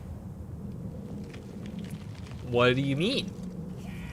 So, like, I text him that because I'm like, I wasn't sure, like, are you being sarcastic? Or, like, did you see something happen? Like, did you drive by someone getting shot or something? Like, because that doesn't really happen where I live. So I'm just like, what could he have possibly seen that was, like, made him say that, right? So I'm like, okay. And my town is not that bad. Like, it's in the middle of nowhere a little bit. So it's a lot of like country folk that live out here and stuff, but it's not like really bad, okay? So I text him, what do you mean? He doesn't answer. He gets to my house. He parks in my driveway. And I'm standing on my porch up front, and I can see his car in my driveway. And he opens the door, and the first thing that I say to him, like, because I'm already having like weird vibes, right, from this text message that he just sent me. So I'm like, So I say to him, I'm like, hi, like, I wave him, I'm like, hi, like that, and he says, hey, like that, like, just, hey, and I'm like, he's healing, stop healing, die. So I'm like, already, like, I knew right then, I was just like, oh no, I'm like, this is really bad, like, I'm getting really bad vibes right now. So he's like in his car shuffling, looking through stuff or whatever. I don't know what he was doing. And I'm like, okay, I'm standing there. It's like kind of awkward because at this point I like want to know why he's in a bad mood, or like did something happen or whatever, right? So I walk up to the car and I go up to the car and I'm like, how are you? And he's like, he doesn't I think he says like, he said something very like, just like, yeah, I'm good. But the very first thing that kind of comes out of his mouth is, what the fuck is this town and why do you live here? Like that. And I was just like, okay, first of all, you don't know me, and you know, you guys don't know my story either, but I didn't choose to live here. That's all I will say about that. I ended up here through circumstances. So he doesn't know that. So why would you say that to someone like that, right? I'm like, why would you say that? So then I'm like, okay. And then he has a little backpack that he gets. He puts a backpack on, and he has a fanny pack. Nothing against fanny packs, but I'm like, you're going on a date. You have a fanny pack. I don't know. The fanny pack was like completely threw me off. When I go to like Disney or Universal, like I like to have a fanny pack. I know it looks ridiculous and I look like a fucking tourist, but they're really handy things that you can have, okay? Yeah, fanny packs on a date, right? Like that's not a good look, and there really wasn't a reason for it, because it's like, what do you have in your fanny pack that you need to have on you at all times, right? So I'm like, kind of like, well, he looks at me and he says to me, okay, I can see that, but he was wearing a t-shirt, shorts, and sneakers, and had a fanny pack. So, just to give you an image of what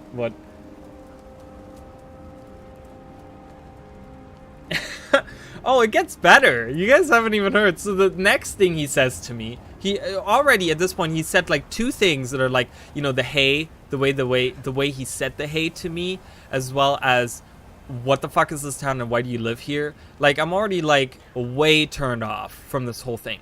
He says to me, is it even safe to be black around here? Oh, I didn't mention he's black, which doesn't matter to me because my first and only boyfriend that I've ever been with was black. Like, I don't,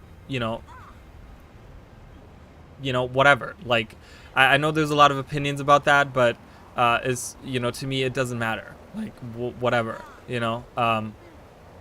and it's not like I prefer him black, whatever. So, but he just happened to be black. So he's like, is it even safe to be black around here? And I'm literally like thinking to myself, my neighbors are black. Like, my direct neighbors is a whole black family, and they're really nice people.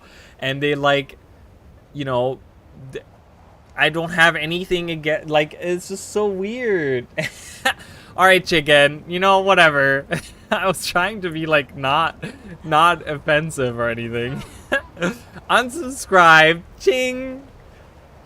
Raleigh doesn't like black people. No, you know, whatever. The only appropriate answer for why do you need a fanny pack on you is insulin. That's what I was thinking too, but he also had a backpack. So I'm like, what could you possibly be transporting that you need a fanny pack and a backpack at the same time? Kind of strange. Yeah, hi chicken, by the way. Hi chicken. Yeah, that's so weird, right? Like, why would you have both of those things? So I'm like, so I tell him, I said, just so you know, my direct, and I was serious because I don't know if he was kidding or not. It did not come across like he was kidding. He did not seem like he was kidding. So I tell him straight up, I'm like, just so you know, my direct neighbors are black and they have no problem living here. And I said, and beside, half of this town is probably black people. And he was just like, well, I don't know, driving through here, I just didn't feel very safe. And I was just like, okay. I said, okay, well, you know, and I'm trying to like just move on at this point. I'm trying to like make it better. So I'm like, okay, let's just go get food. So we go inside and he takes off his backpack and there's a lot of space in my living room to put your backpack anywhere.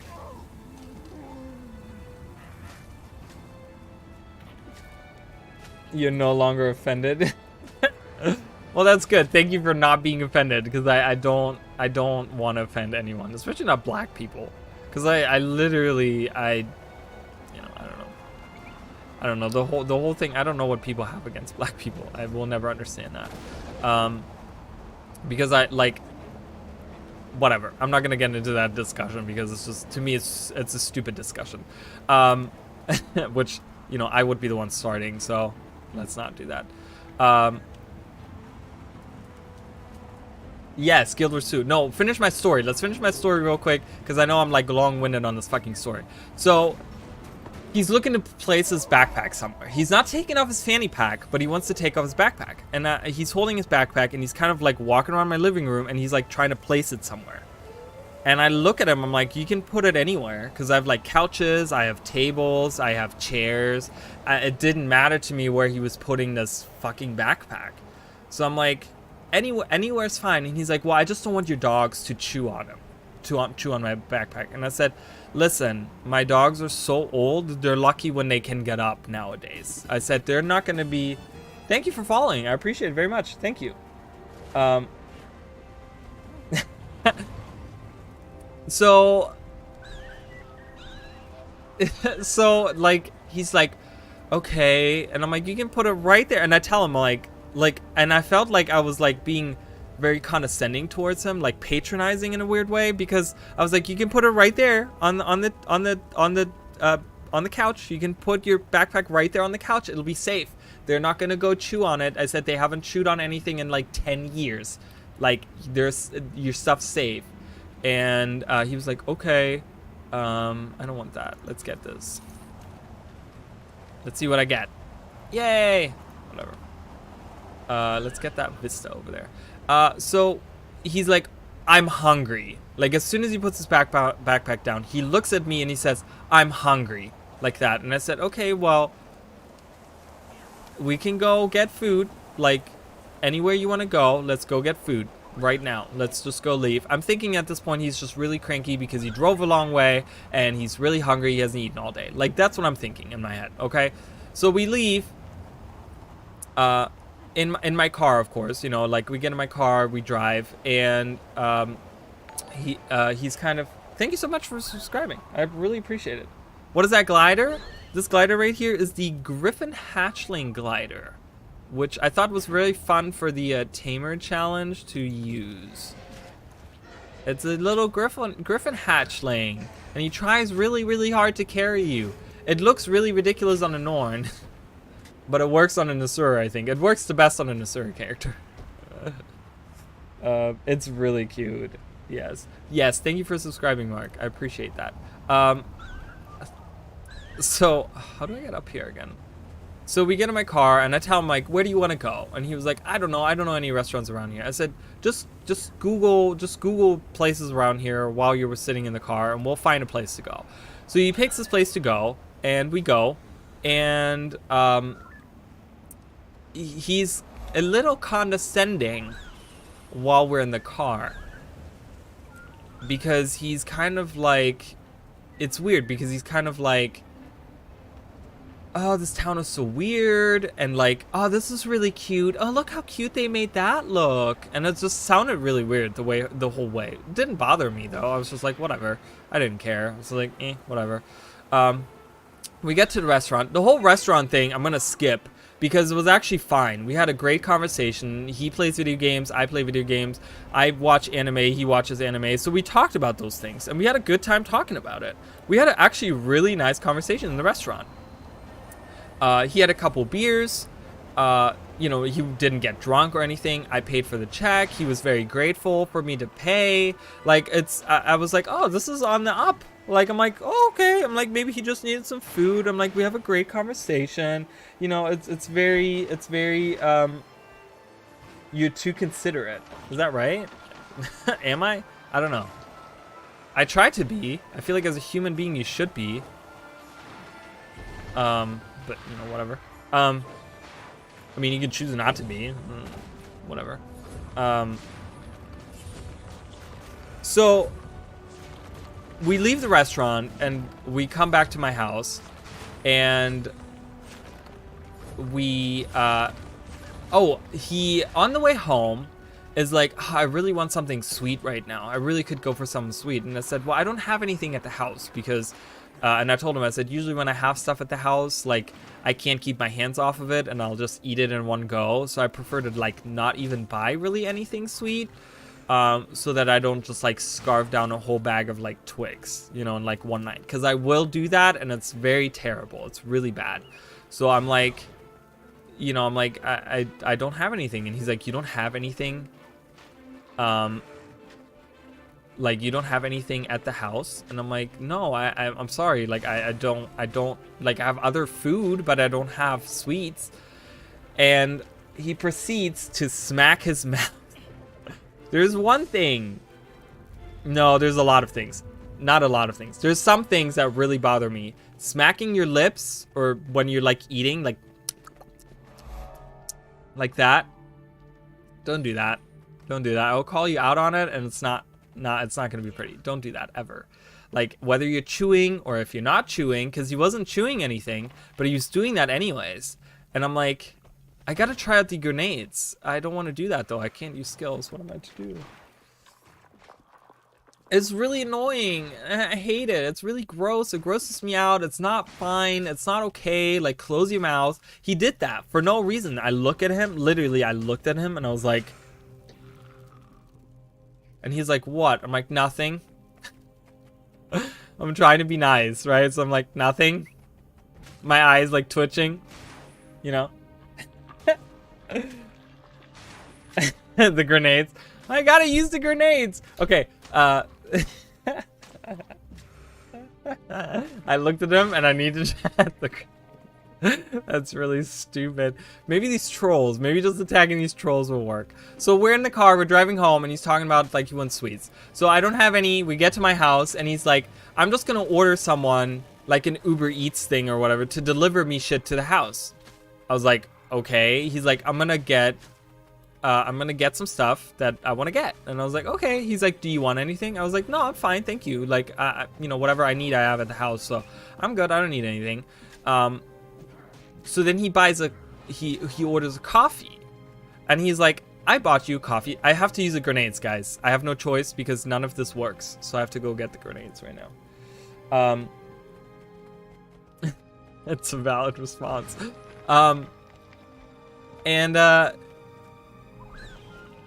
So he tells me, he's like, well, I bought you a coffee too. Now, I don't drink coffee, guys. I actually hate coffee. So I told him, I was like, I don't drink coffee. And he's like, well, you're going to learn today. And I was like, I'm not going to fucking drink coffee. Like, that's what I'm thinking in my head. I'm like, I don't want coffee. And you cannot make me drink coffee. Well, anyways, doesn't fucking matter, right? So I need an experimental thing. Give me the experimental grenades. Yep. Yep. Sure.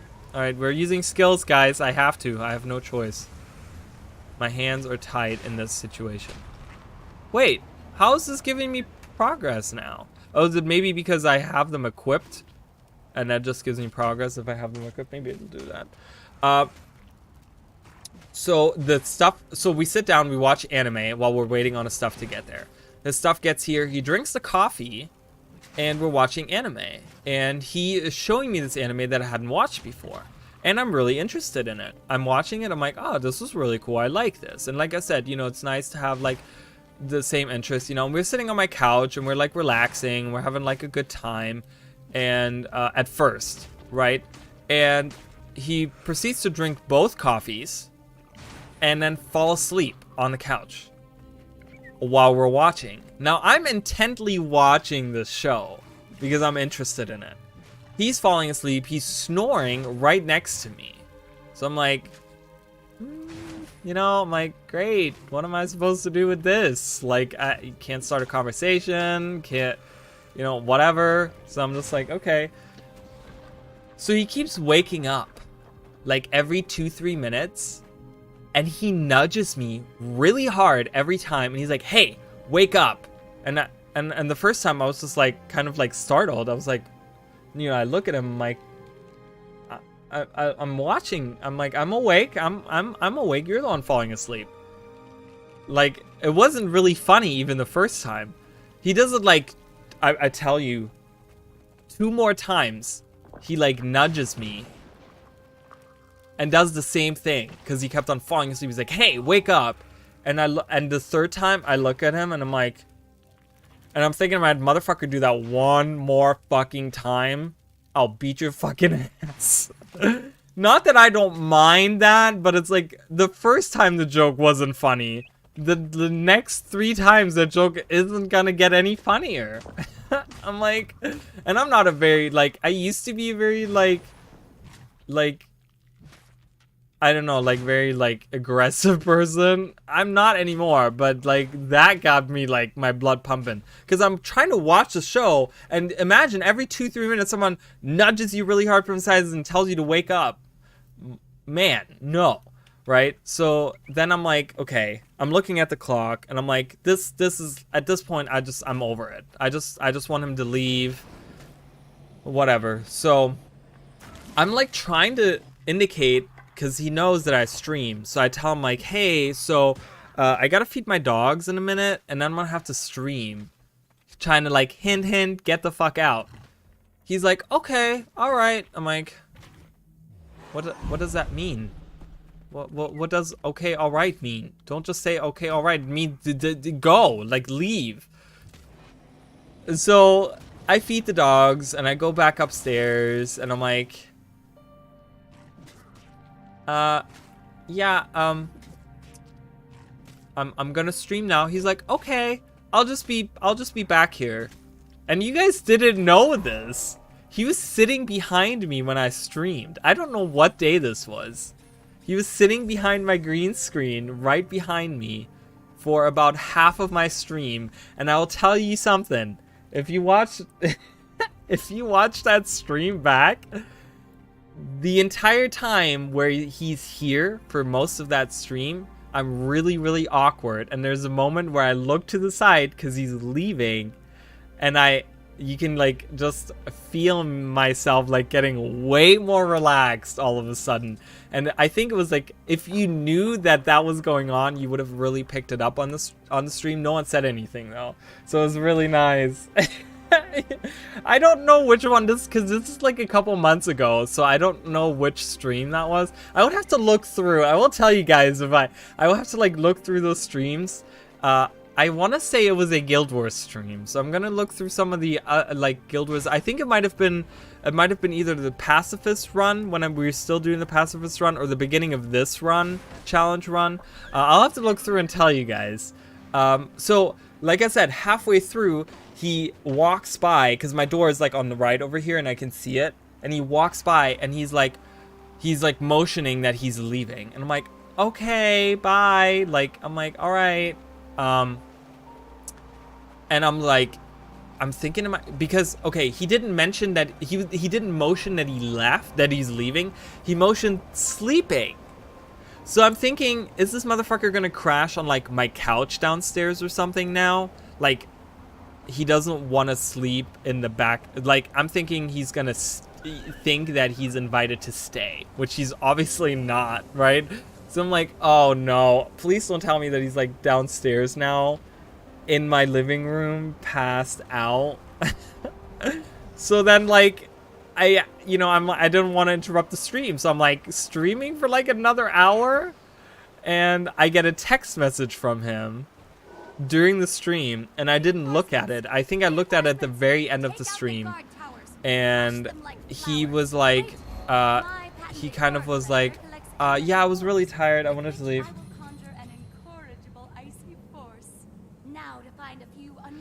The problem is, I don't know what the issue is. I think most guys are, but the problem is that a lot of gay guys, I will tell you, are like a different breed. Okay? A lot of gay guys are very particular on the things that they like, and they like, specifically for him, he seemed to have lived a very sheltered life, where he didn't seem to have like a very worldly knowledge. You know, I come from a background of like, I grew up not rich, but we were middle class. You know, my parents were doing pretty well for themselves, and we always had money for stuff, to going to being really poor and being homeless many times, to now being, you know, back to like, you know, I wouldn't say middle class, but like maybe lower middle class.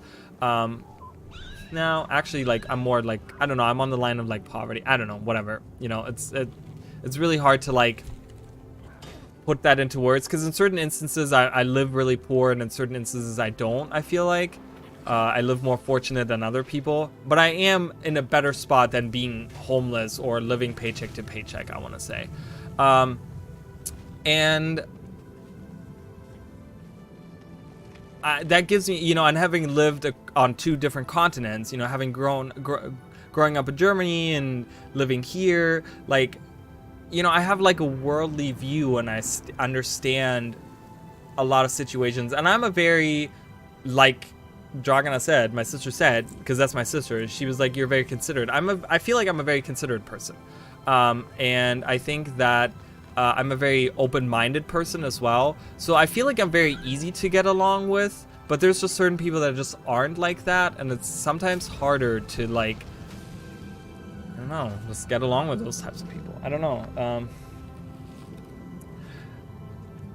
Well, you gotta consider, and I feel like the stereotype was born somewhere of gay guys behaving like women, right? There are certain gay guys that just are almost like women. You know, they behave like women. And there's women that are pretty easy to be around with as well. You know, I don't think it really comes down to gender.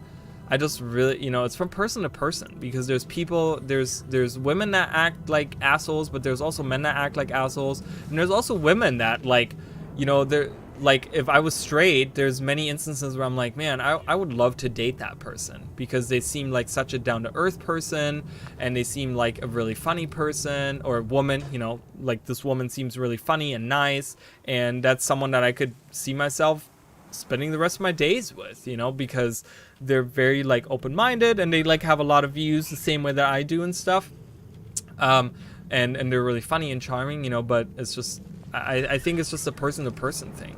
But yeah, I mean, you would think that guys are maybe more easier to get like hang out with and stuff, but trust me, they all deal with their own shit, and they all have like their own mental things. Cause like I don't know if there's something that like made him the way he is, you know, but we just weren't compatible.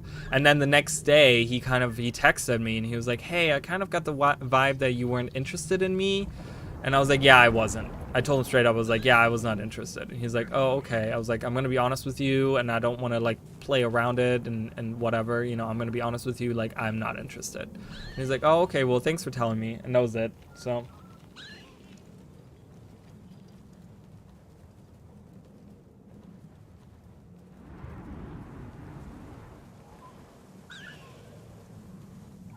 Yeah, well, you know, and they can be. I mean, I know a lot of straight guys that are just, they're, you know, like I said, sometimes the shoe fits, right? Sometimes the stereotype fits, where they're like, they're assholes, or they're like, they treat women like shit, or they care about the one thing. You know, that was my thing with my ex. My ex turned out to be one of those guys that really only cared about sex. That's all he cared about. In the beginning, he did all of the effort and he really wanted to have a relationship, but then once we were like really settled into the relationship, it was like, this is above me? Oh, it is above me.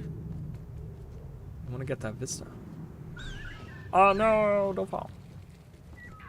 He only cared about sex, and sometimes the shoe fits, like I said. For me, on the other hand, you know, sex is like, you know, it's just, sex to me is something that comes when you really feel for a person, and it's something to enhance your relationship with. I think it's something important in a relationship, but I think there's a lot of other things that need to be established in a relationship before sex comes into play, in my opinion. I don't know what was in the bags. And, oh, and speaking of fanny pack or bags, fanny pack never came off. Ever. Ever. We went to the restaurant, he had the fanny pack on. We came back to my house, he had the fanny pack on. He fell asleep on the couch with the fanny pack on. He left with the fanny pack on. I don't know what was in it. At this point, I think there was a gun. In order to like feel safe, he put a gun in there. That's what he was shuffling around in his car, like head cannon. I'm making my own canon on the story. He had a gun in his car and he was shuffling around in his car because he was like, I have a fanny pack, I put the gun in there, I don't feel safe in this town, I'm gonna put a gun in there, and if someone says something to me, I'm gonna shoot him. Please. I don't know what if it was an EpiPen. And the backpack had an AK-47 in it. Because he was like, you know, if I need to shoot, I have a bigger gun. I don't know. Who wears a fanny pack to date? Maybe the people who wear fanny packs to date put a gun in it. I don't know. That's a funny thought, though, isn't it? That's really funny. Fanny pack and heat? Oh man, I was just like, oh, the fanny pack, dude. And I tell people at work about that. You know, it's like as a server, like you tell people these things, right? And it's just like, they're just like, really, you had a fanny pack? I'm like, yes. They're like, I can't get over the fanny pack. I'm like, I know. Why? Why a fanny pack? You're not a tourist. Like, come on.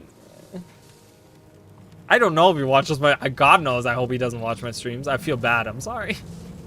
Maybe he does. Oh no, I hope not.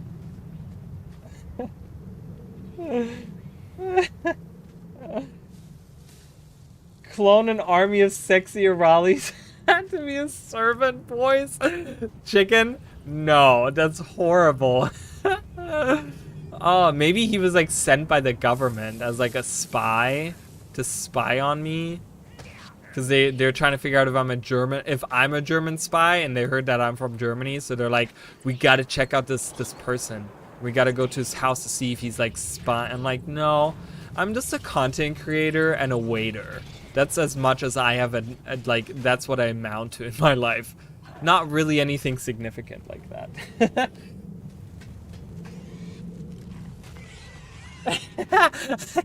Well, I'm sorry that I took the stream like way off the rails, but we were talking about my date tomorrow, and then I was just like, let's talk about this other date. Let's talk about the last date that I had. So everyone wish me luck on tomorrow's date to not have that happen again. Look at this boulder. This boulder just got bigger. I picked it up and it got bigger. It grew in size. Let's do that again. Burp. Oh, it didn't grow. Oh, yes it did. You drop it and it grows. Take us on your date? Oh my god, wouldn't it be crazy if I live streamed my date? Oh, that would be so bad. That'd be so bad. Oh, I would feel horrible. I would feel horrible for the guy involved. Because that's not fair, right? Like, I would know.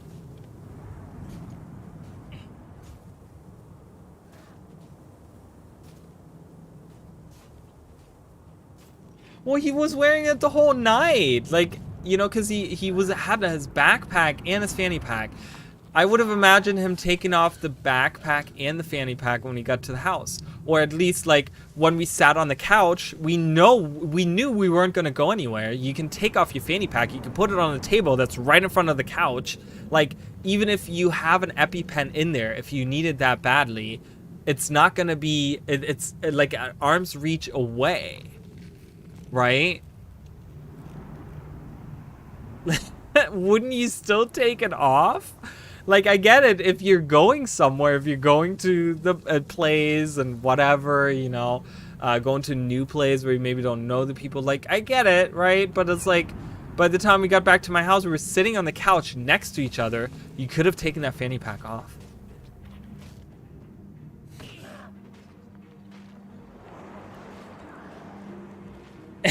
Protection.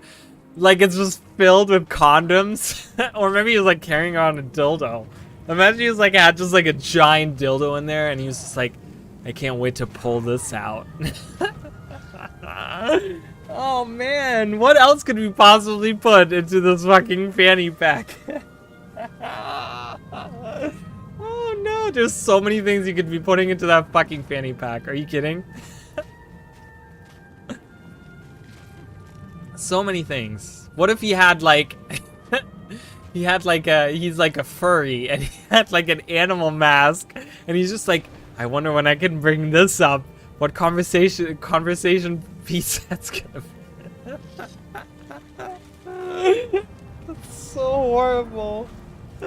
You know, I never thought about like what this could possibly be in that fanny pack, but if you like really think about it, there's a lot of possibilities on what this fanny pack could be holding. Maybe he had like the Declaration of Independence in there and he just stole it and he just has it in there and he's like, oh man, I hope the cops don't know I'm here. I still got it like oh no. You really think there's a gun in it? I don't know, because it didn't. Someone asked earlier. It didn't seem like a very heavy fanny pack. It didn't seem like it was weighed down. And he did open it a few times. I will say that he did open it a few times. I just never looked at it because I didn't want to be like rude and be like, "What's in your fanny pack, sir?" Like, I didn't want to be like that. So he did open it. I think he had his wallet in there. I want to say his wallet was in there because when he paid for stuff, I think when he paid for the like Uber Eats that came to the house, I think he took his wallet out of it. You know what? And that's exactly where my like theory, like my theory theory side, like I said, comes out. I'm like, let's theorize on what was in this fanny pack. You know what? If I ever make a video game, I will have a character with a fanny pack. Just in honor of this day that we talked about the story. Or if I ever write a book, it'll be someone that has a fanny pack on him at all times. And only you guys will know what I mean by that. There's not going to be an explanation as to why this person has a fanny pack at all times. And then by the end of the game, he's going to pull out something like some kind of Deus Ex Machina, where he's like, I have this in here, and it's like Hermione's bag, and he just pulls out this like giant like sword of the gods or something. I don't know. I'm just coming up with crazy shit at this point. Maybe there was weed in it. I mean, there could have been, but again, like, why would you carry that in a fanny pack with you on your person? Again, leave that in your car. That's probably the safest place that you can put it. You don't know how I would react to it. Maybe I hate weed and I would call the police immediately. You don't know that. Right? I don't know. This just seems weird. There's so many things that could possibly be. His bag of holding, exactly. Okay, we went through that. This part right here is really bad. I really hate that. Let's go south. Let's go along this way.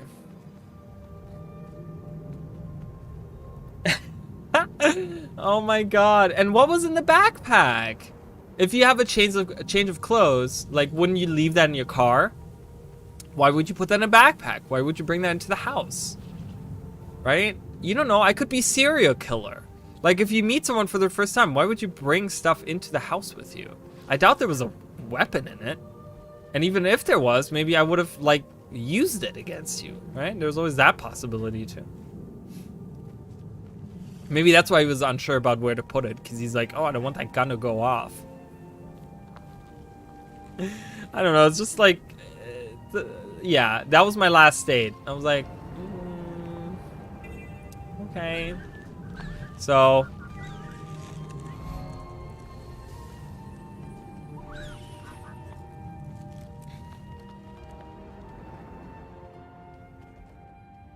well, because I'm a very trusting person, I don't know. That's probably, you're right. That's probably like the stupidest shit you can do, bring someone to your house.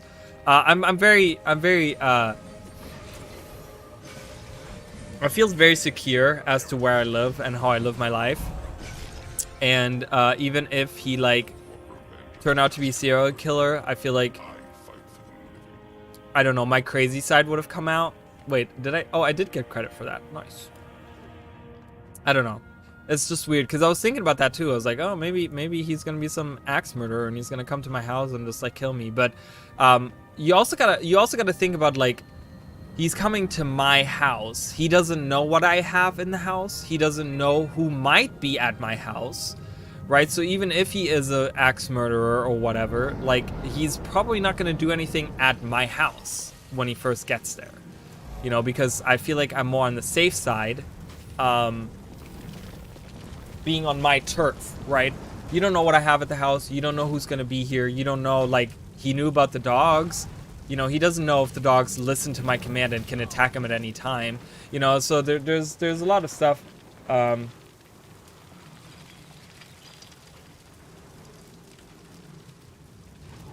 Oh.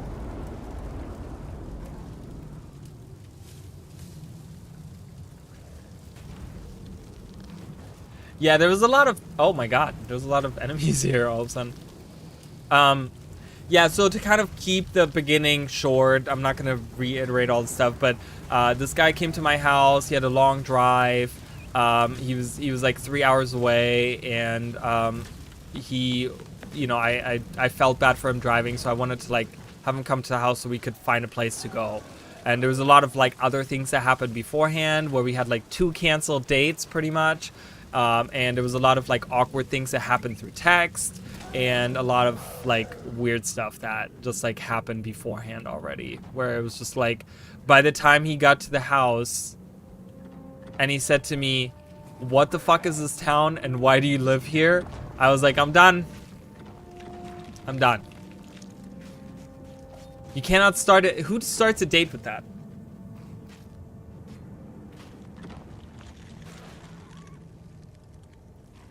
That's a good question. Would the ladies go to a guy's house first? Probably not. Right? Yeah, obviously not.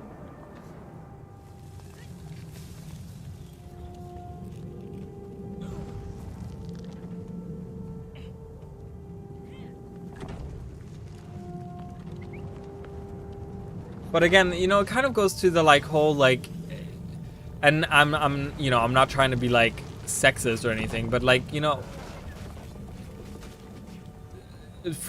really for anyone, I mean, it's not a good idea to do that. And I you know, I will say that I have done it before, where I went to someone's house on a date before I really knew them, and I could have been murdered. But I like living on the edge, and I'm like, if it's my time to go, it's my time to go. Which is a terrible way to live life, but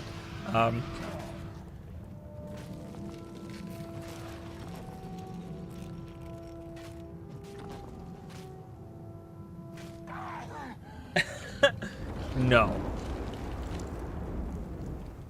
Hey, that's the only way to live life. Gotta take risks, you know? I don't know. I don't like taking risks. But I don't know.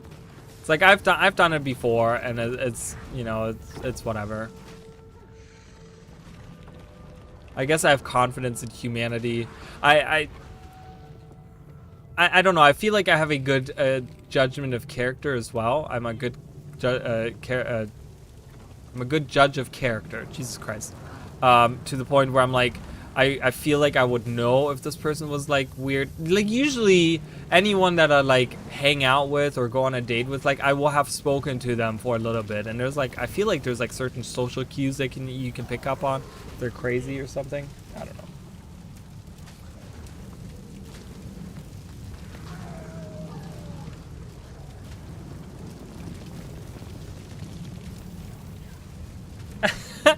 I'm sorry, guys, but yeah, that's just, I don't know how I live my life. I'm like, whatever. It's fine. Like I said, I don't know. I feel like I have a very, there's a very dark side that I have. And if it would ever come to that point where I would be in this situation, I think my really crazy dark side would just like come out. And the whole situation wouldn't quite turn out the way that that person would expect it. Not to say that I would overpower them, but like just the stuff that I would say to them would probably be like insane to them, where they're like, you know what, I'm gonna let you go, or I'm gonna kill you right now. I don't know. There's a lot of weird stuff like locked deep inside of me, I will tell you guys, that I just keep away. There's a lot of very dark feelings that I keep away from all of you guys, to keep you all safe and happy. And don't think that I'm a fucking psychopath, because I sometimes feel I am.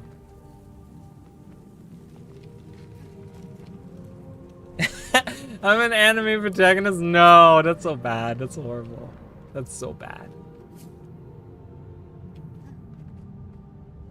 Yeah, no, I mean, it's like I said, I had been talking to him for a couple weeks beforehand, and I kind of, you know, I got the vibe where I'm like, oh no, he seemed like nice guy, and you know, besides the like certain things, he was very sweet, right? He was, you know, but it was just, I don't know, there were certain things it was like I don't know. Like I said, I feel very safe as to how I live and stuff, so we'll see. I keep on clicking on that and I'm like, we're not leveling that. No, I don't think I will. I don't think I'm that lucky. I'm just kidding. That's too funny. It's like, if only someone were to come and stab me. That would be the greatest day. Just kidding. Oh, that's so funny. I do have a life insurance policy. Wink, wink. I'm sorry, guys. I have a very morbid sense of humor at times.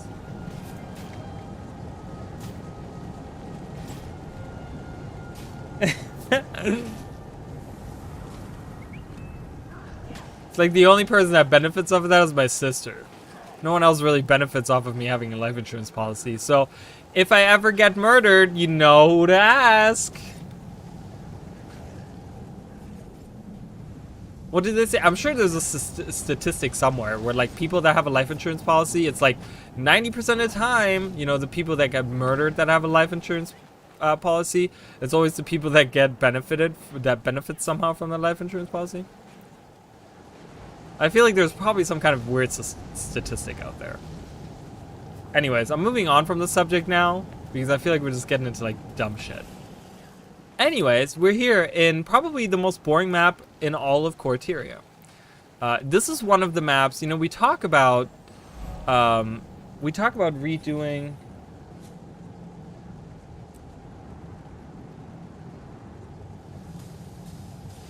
Wow, yeah, that's really nice. That's really nice. That's a really nice life insurance policy. Do you want to marry me? Chicken, do you want to marry me? Do you want to divorce your wife and marry me? And then you will die in a car accident? I'm just kidding. Oh, no, I fell. I'm trying to get back up. But yeah, so this map, guys, is probably one of the maps that they really rushed out. This is something that was pointed out by a lot of people before. Specifically, I will say that Wooden Potatoes has pointed this out in his like playthrough of the original game, where all of the like dialogue is just in one area. It's all in like this area, I want to say, or like in here or somewhere. There's like, that's all the voice lines are just like in that area. and as you guys can see, there's a lot of flat land, a lot of the same enemies, a lot of like nothing exciting happening. And I've talked about like I wish they would redo some of the core maps, and this is definitely one of them that I would really love for them to go back and just redo. There's a lot of like this is just a flat plain, like all of this is all just plains. All of this is just plains. Like there's so much open space with nothing done. You have just rocky stuff here. There's like open plains here, like this is all open, right? It's just very boring. There's a lot, like, look at this. This is very barren. There's like nothing going on really. It's a lot of the same enemies. Like how many Flame Legion dudes and Embers can we possibly fight? How many times can we turn off the elemental power sources? How many times can we do that? I mean, this is like the 3rd or 4th hard now that we've been doing where we have to do that. Twitch marriage proposal. Do they exist? Do people do that on Twitch where they do marriage proposals? Or even like weddings on Twitch? That'd be wild. That'd be really fucking crazy. What about the bridge to the dungeon? What about it? Do you like the bridge? Are you doing a counter argument against how boring it is or how it's not boring?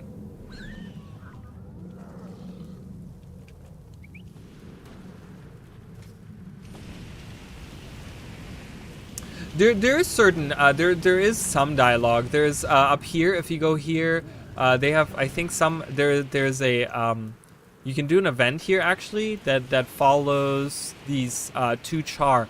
And this dialogue, if you guys haven't done this quest before, this dialogue is actually really funny. From what I remember, it's actually pretty funny. You follow these 2 guys. They want to clean the lake here of all the like oozes, all the tar and stuff, and they go to the other shore and there's like an enemy they fight or whatever, and there's some pretty funny dialogue from what I remember. So there's a couple of places around where there is dialogue, but like I said, there's none like up here. There's like none here. There's a little bit here, I want to say a little bit here. There's like nothing here except for the event chain here. There's a little bit here, I want to say. Like 1 or 2 lines. I mean, it's like there's nothing here, I don't think. So there, because it's all open as well, there's so much open space where there's nothing. There's no people here in this entire plane. There's no NPC. It's just enemies, right? Same with here. Like this is all just like, except for these guys and maybe the, you know, the village. I think that's the village, right? You know, it's a very weird and to me very boring map. I really want them to go through. Yes, there's some dialogue there too. But it just feels like it's very like, yeah, I think there's some dialogue with the grenades. Maybe there's some there too. There is definitely some dialogue, I want to say, but it's just, like I said, it's very, for how big this map feels, because it's very just like plain. There's not a lot of like elevation. It's just like one linear plane, right? If you're looking at it from the side, there's not a lot of like mountainous stuff. I mean, there's stuff like in between, but you kind of feel like you walk on like one plane. So just, I don't know, this map, this map really feels like something that they should go back to and redo some of the quests, redo some of the hearts, redo some of the just events that are going on in here, and just add some more dialogue in there, add some interesting NPCs. I feel like there's also no interesting NPCs. Like, no, like every map I feel like has like certain NPCs where you go and you're like, oh, that's cool. You know, I like that, but I don't know.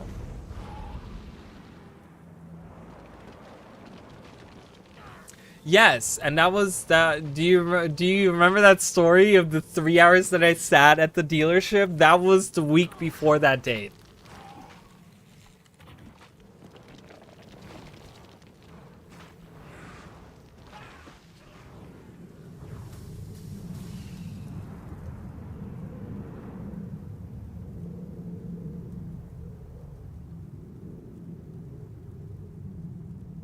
Oh, hold on. I'm like, what are we talking about? And then I missed this like giant comment. Let me read that real quick. Read some because I want to say it's totally knows where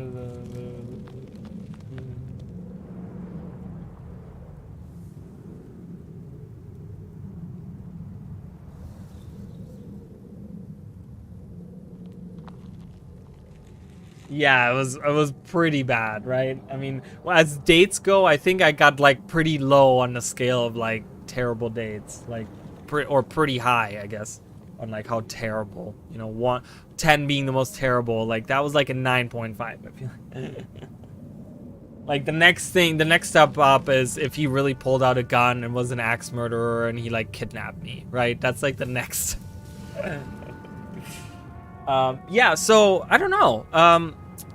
So just to clarify a little bit before I go into this little rant that I have, for the comparison streams. So I am doing Cantha right now. I did Xingji Island. If you guys haven't checked that out, that stream is still up on my channel as well on Twitch, I think. For another week, it'll be on Twitch for you guys to see. We will be continuing with New Kainang, which won't be a lot, I will tell you guys. We will only be here for like a hot minute because there's not a lot to really see and talk about here. And then we'll be moving into Arborstone and the Echowald Forest. And then eventually we'll move into the Jade Sea.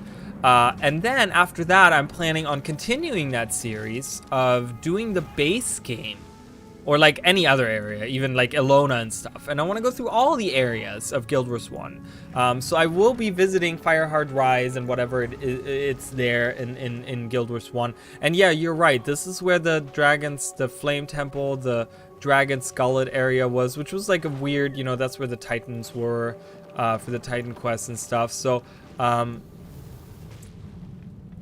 you know, I mean, that's definitely here, but I'm not exactly sure on some of the locations because there's some stuff up here that in Guild Wars 1 we can actually explore and stuff, so.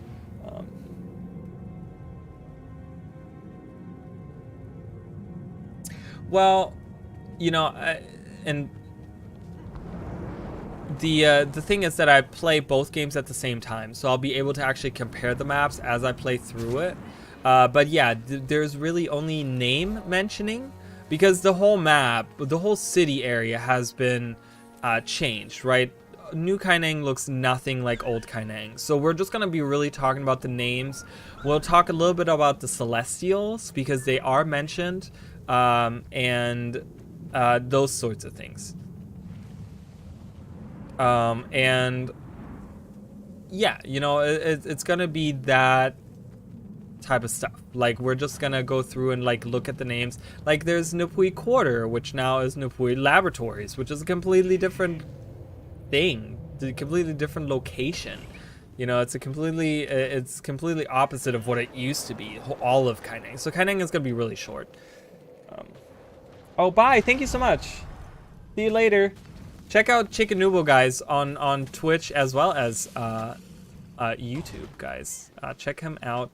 I will have to get the shout out thing going. I don't have the shout out thing working, so at some point I will get that going. But yeah, check him out. He does like a bunch of cool stuff. I really admire to get videos as good as his. His videos are really nice. If you guys haven't checked out his channel, check it out on YouTube. There's a lot of really great guides on there.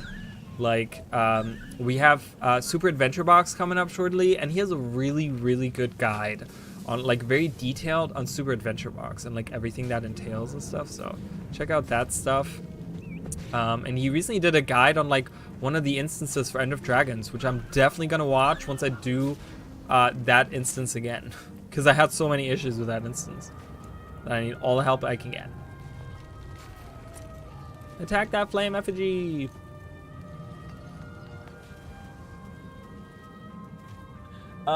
There's not really anything going on. So the Celestials were like a huge thing to me because I feel like it was such a lore thing. One of my very first videos on the channel ever made, if you guys are interested in like more theory crafting, was a video on the Celestials and actually theorizing that there would be a connection maybe with the dragons, because a lot of times the stars are mentioned when we talk about dragons, right? It's like Traherne says dragons aren't stars in the sky, they can be counted. And he says and there's a lot of like analogies to like the night sky and the stars, and like it happens so much so that I had like some kind of weird thing where I somewhat drew a connection between the Celestials. Like maybe the Celestials have something to do with the dragons. And you know, I pointed out like all the stuff we knew about the Celestials and stuff, and I kind of showed off where they were and what you could do there and stuff. But in Guild Wars 2, if you guys have done the jumping puzzle in New Kaineng, there actually is plagues of information on the Celestials, which actually gives you details on the Celestials, more details on the Celestials that we didn't know before, because the Celestials are these like beings that apparently, and this is something that we I think find out in Guild Wars 2, is that they reside in the Celestial realm, which is like another realm that we've never visited and never really heard anything of, right? And I think we only hear of it during the Cantha New Year, when that comes around, because that's kind of like the Celestial stuff there too, and they have the Celestial realm. So apparently these are the same Celestial, like they reside in that same realm, and we actually hear about them because they were humans that were put into the Celestial realm and then transformed into those beings. The, you know, Tamu is the dragon, and then you have I don't know the other names, but you have that turtle dragon, and you have the Kirin, and then you have the Phoenix, right? And you know, there's plagues along that jumping puzzle that actually talk about them in more detail, about how like Tamu used to be the wife of the emperor, like the empress, before she became the dragon and stuff. But yeah, so that is actually like one. I think that's like, I did the initial series of my Elite Specialization Speculation for Guild Wars End of Dragons. That was the very first videos that I ever made. And actually, guys, speaking of, that was where I right here on the Forge Plains by the Division Shrine, actually right up here is where I recorded, like in this area is where I recorded my very first video on YouTube ever. It seems like so long ago now. It's only been like a year and a half now, I want to say. But yeah, this is where I recorded my very first, which was the Sorcerer, which was my Elite Specialization Speculation, was the Sorcerer. And I did that right over here. But yeah, that's one of the very first videos. Like, I made a set of 9, and then I did a wrap-up video, and that was the very I think I want to say first 10 videos, and then right after that I did the Celestial. I'm not sure, but it was right when I started my channel. So I want to explore. I want to unfog this and see if there's a thing. Yeah, right. Like, it's so weird, and it's so strange because I look at my videos now and I look at my videos from back then, and like, I think they're better. I don't know. You guys will have to tell me.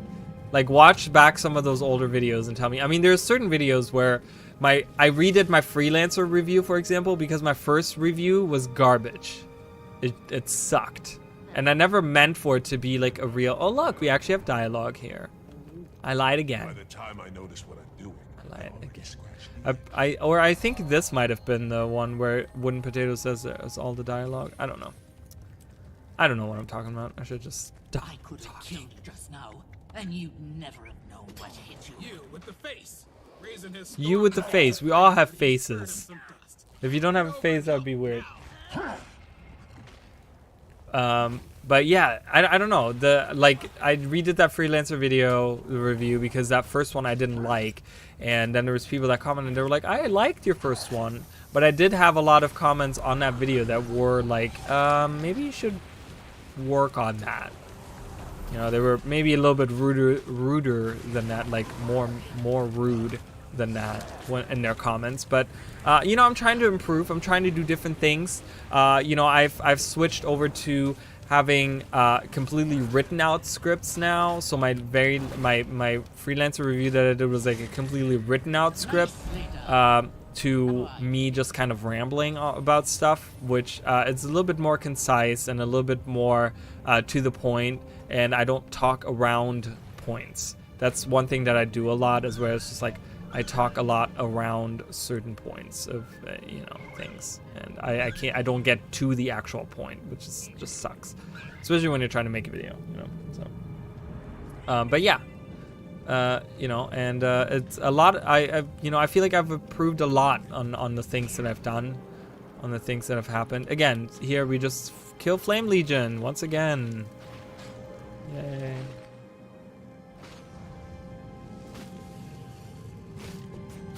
I have not done that. I have started the collection. I will tell you guys that because of not being able to finish the dragons and meta, I've been kind of turned off of playing Guild Wars, which is a shame because I still love the game and I want to make videos about it. I will make videos about it, but there's a lot of lore that's locked behind dragons and meta, and I feel like I haven't completed like the story of End of Dragon until I finish that meta, and I haven't been able to finish it. And it's been you know, there's a lot of discussion going on whether it's like it should be nerfed or not. Like, I don't really, you know, anything and everything that I'm gonna say has already been said a million times, whichever way I twist it. So I don't really have an opinion on it anymore. It's just whatever. But I still try it once in a while, but I'm like, as soon as I try it, I spend 2 hours in the map, I do all the stuff, and then I fail, and then I'm like, don't feel like playing Guild Wars anymore. And it's kind of a shame because I've been only logging in to do my dailies lately. So I haven't done any of the collections. I tried to do the Zunra. If you guys don't know, Zunra was, we did talk about this in the Xingji Island, in right here in it's actually like right here. No, it's right here. It's right there. In as Zendai Jun, there is a you know, the valley used to have a protector, a Kirin protector, which was called Zunra, or Zunra or whatever. And Zunra had disappeared, and there's actually a collection you can do where you can find out what happened to him. But there's a lot of stuff that you actually can't solo. So I did that the other day, and then I got stuck, and I'm like annoyed because I can't finish the collection because I need a whole squad to do this, because you actually have to do the Zendai Jun maze in order to finish that collection. I'm like, there's like 3 champions you have to defeat, and I can't do that by myself. So I'm like, but yeah, eventually I will get to it, and eventually I'll be making videos about those. Everything is just kind of slowing down for me, Guild Wars wise. Also because I'm trying to do other things. I'm working on a Digimon video right now, which I know is like probably no one's cup of tea here, but I'm a huge Digimon fan. I always have been. I've been a huge fan of the games. They haven't been very great all the time, but I've been a fan of the games. I've been a fan of the anime, and I'm making a video on that. I did a playthrough of the one of the games last year, and I'm making a video on that.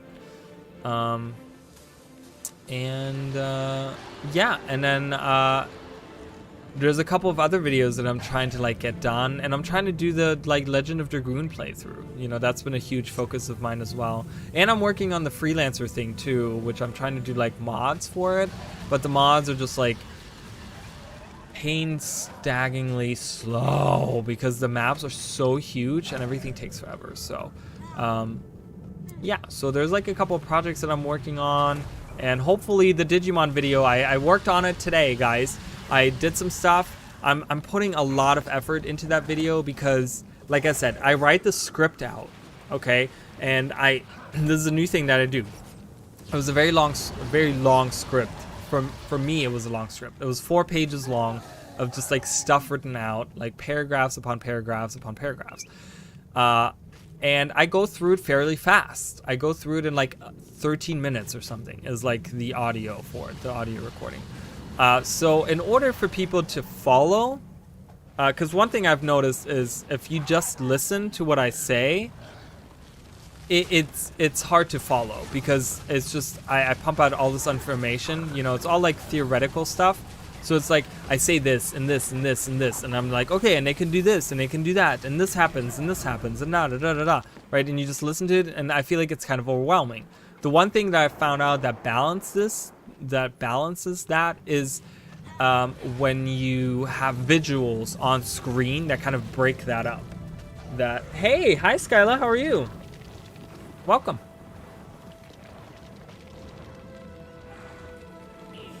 So there's a lot of stuff that. Getting hot in here. Ah, my controller has fallen and it can't get up. Turn that back on. It's getting warm in here. So there's just a lot of stuff that I want to put into the video to make it more easier digestible, like you can digest it easier, right? And actually retain some of the information, because you have not just auditory where I'm talking through it, but also visual things, so you can kind of, you know, and I can kind of like draw some stuff on the, I don't draw, but like I can use, you know, elements like arrows and figures and little outlines of stuff and whatever else I can come up with, little animations and stuff to make it easier to understand where I'm coming from. So, yeah, hi Dragona, yeah. We need to do another co-op stream, by the way. I don't know if she's listening or not, but she's always in the, just so you guys know, she's always in the background. She always has me running in the background, whether she's actually actively watching or not, but she wants to give me the view time as well as like the, you know, just the viewership, which is very nice, you know, I appreciate that. But yeah, I need to do another co-op because the Mario Kart tracks have recently been released and I haven't even looked at them and I really want to play them. So I'm going to be doing another co-op stream soon, guys. And then I might be, so for those of you, did someone just fall on my head? Sibling support, indeed. Speaking of co-op stream, Sunday is my birthday. My best friend might be in town and we might be doing a co-op stream. So I might be doing a co-op stream on Sunday with my best friend. And that'll be my second co-op stream. To have someone on the couch with me. And we'll probably play more Mario Party because she's not a big gamer. And Mario Party is very accessible for even for someone that doesn't game. Like the only thing she plays is Call of Duty and that's the only thing she knows how to play.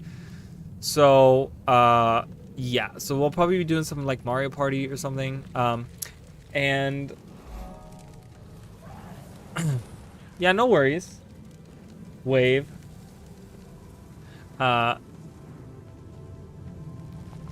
Thank you, yes.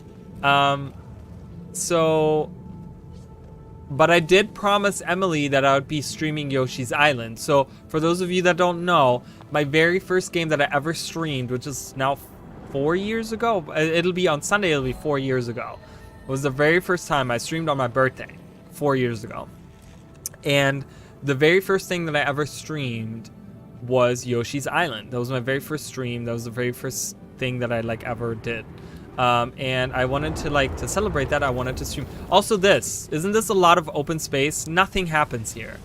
Absolutely nothing happens in this entire space. There's nothing there, guys.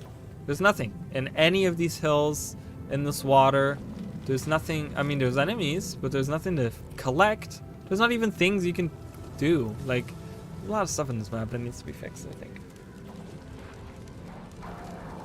Skyla was in the stream. She was in the co-op stream with us when we did the co-op stream together. That's how you know her.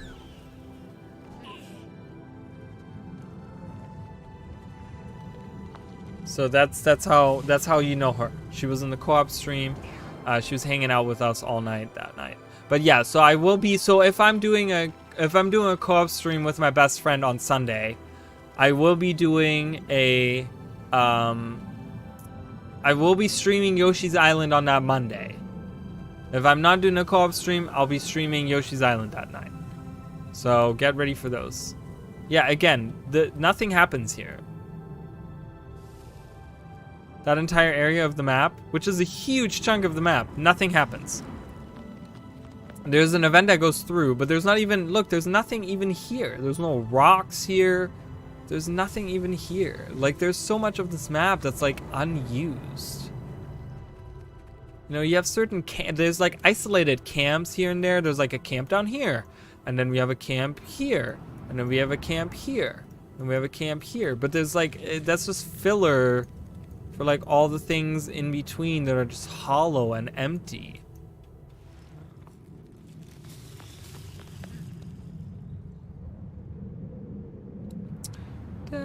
Okay, I do want to get down there.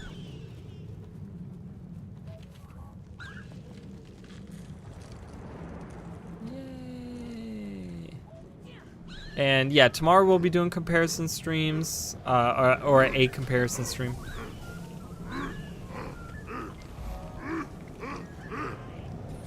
Chanting. Okay, I was like, what the fuck is that noise?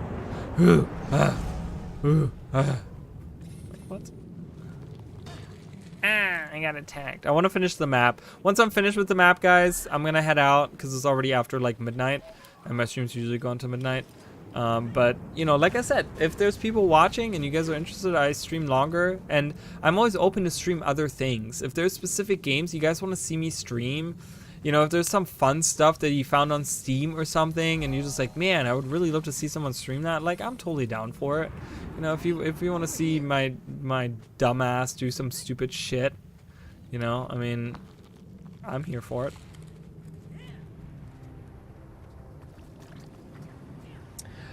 So the glider is everyone's been commenting on that glider. It's a cute glider. It's the Griffin Hatchling glider. He tries really, really hard to carry you and to fly, but he's really cute.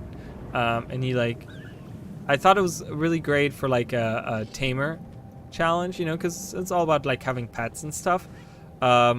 It's funnier on a Norn because you're like so huge and you have like this tiny little thing trying to carry you. But yeah, well, Sunday I'm gonna be doing a co-op stream with Corey if I'm doing one on Sunday. Unless if Corey can't do the stream, if you want to do a stream with me, if you want to do the new Mario Kart tracks for my birthday on Sunday, we can do that as well. I'm pretty, like I said, I'm pretty open to whatever. I don't really care. Sundays is like my open day because I stream like Elden Ring and people don't really watch it. Like some people do, which I do appreciate, but I don't think people are like super interested in watching that. So it's super viable. So yeah, so if Corey is not available to do the co-op stream, we can do the Mario Kart co-op stream. So we can do a co-op stream either way, and then I can plan for Yoshi's Island next Monday, and then have that. So, but that depends on your schedule. I don't know if you're available or whatever, or you want to do it or whatever. But yeah, the new Mario Kart tracks are out, so I do want to stream those at some point because I want to play them. I haven't even touched them. I don't want to touch them until the stream because then I feel like I have like an unfair advantage, and I don't want that. So I want to dive in not knowing what I'm doing. What am I missing? I'm missing one hero challenge, which is over here, I think. Oh, that Vista I never got? Okay, let's go get that Vista. Okay, that's fine. Yeah, so we can do that. Yeah, she hasn't gotten back to me. Speaking of, let's see if she texts me.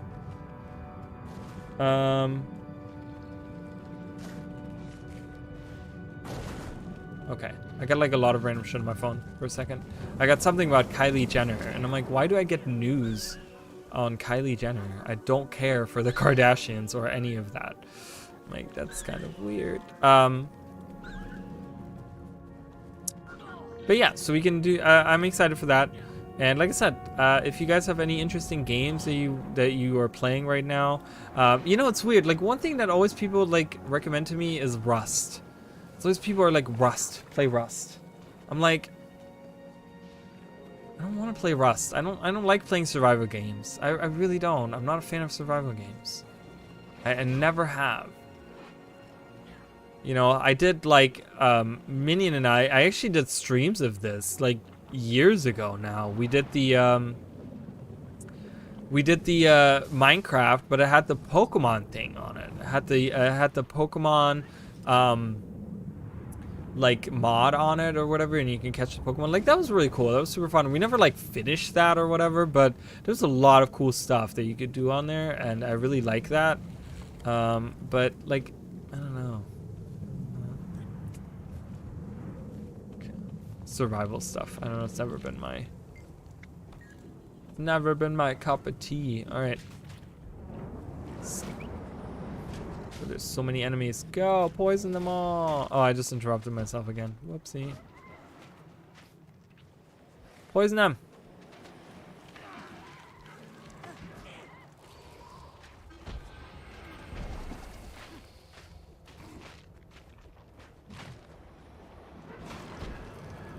Go, go, go. Do it. Do it. Do your tail swipe.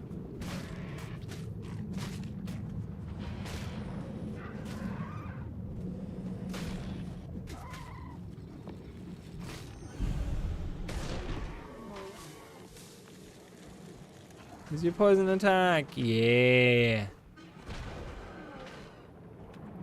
Alright, just gotta kill this one.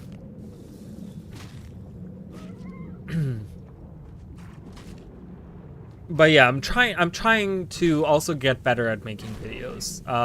Like one thing that I've recently learned how to do is like have the music transition from like you know, and I feel like a lot of videos do that where they play like music in the background, but it's like really loud because no one's talking, but as soon as someone talks, the music lowers. And I'm doing that in my new video, and I recently learned how to do that. So like I'm teaching myself all these things that I can do with video editing. And yeah, sometimes it's a little hard, but oh, thank you so much for that help there. That would have taken forever otherwise.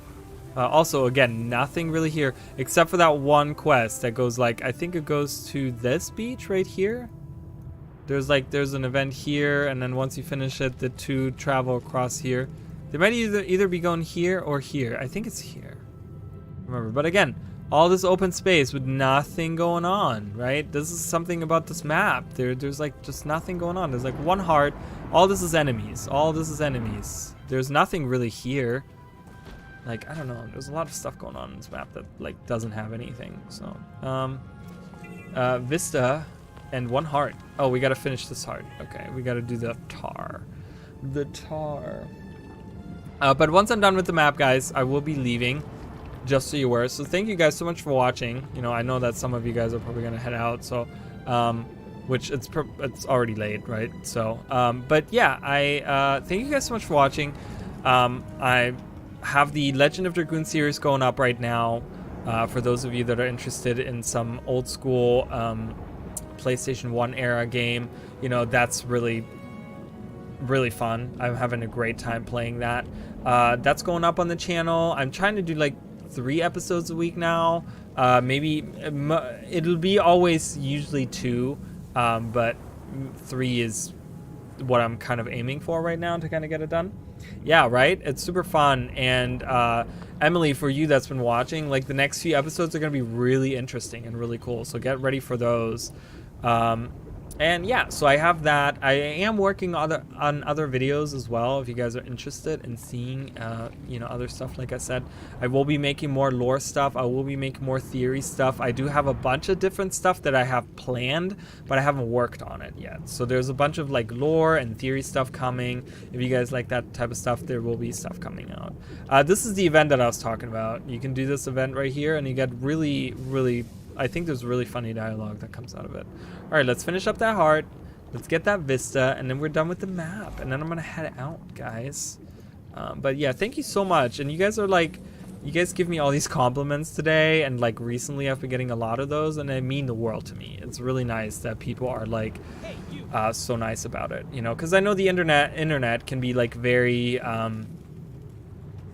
cold and, you know, like unappreciative of stuff. So it's nice to know that people are out there and they appreciate the stuff that I do. So that's very nice. So, but if you wanted to handle it,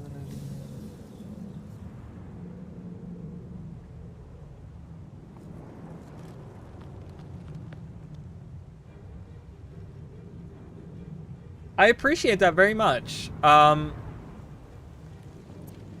Yeah, if you want to shoot me like a friend request or something, like send me a message in game. So my in-game name right here, and then that'll be easier to coordinate, I want to say. Oh, guys, let's see if I got a key. Let's see if I got a key first. Again, no key. Oh my god, I'm so unlucky. I did get an exotic. A berserker. Does that at least sell? Lame.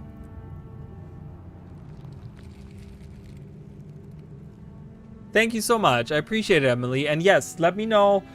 You can, yeah, still no key. I know it's really annoying, isn't it? But yeah, just shoot me a message, and I would really love that if you could get together and like you could help me out with that. That would help me with making videos too, because the more information I get, you know, the faster I get the information, the faster I can make videos and stuff. So, yeah, right. Hopefully the cities will pay off, and other maps that we still have to do. So.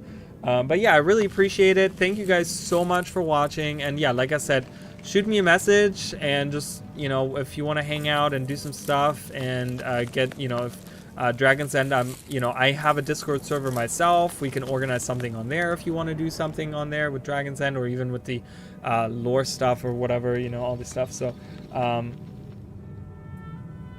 I really appreciate it. Thank you so much. Yeah, and I'll talk to you guys tomorrow for the comparison stream. So get ready for that, guys. We're doing comparison again with Guild Wars 1 and Guild Wars 2.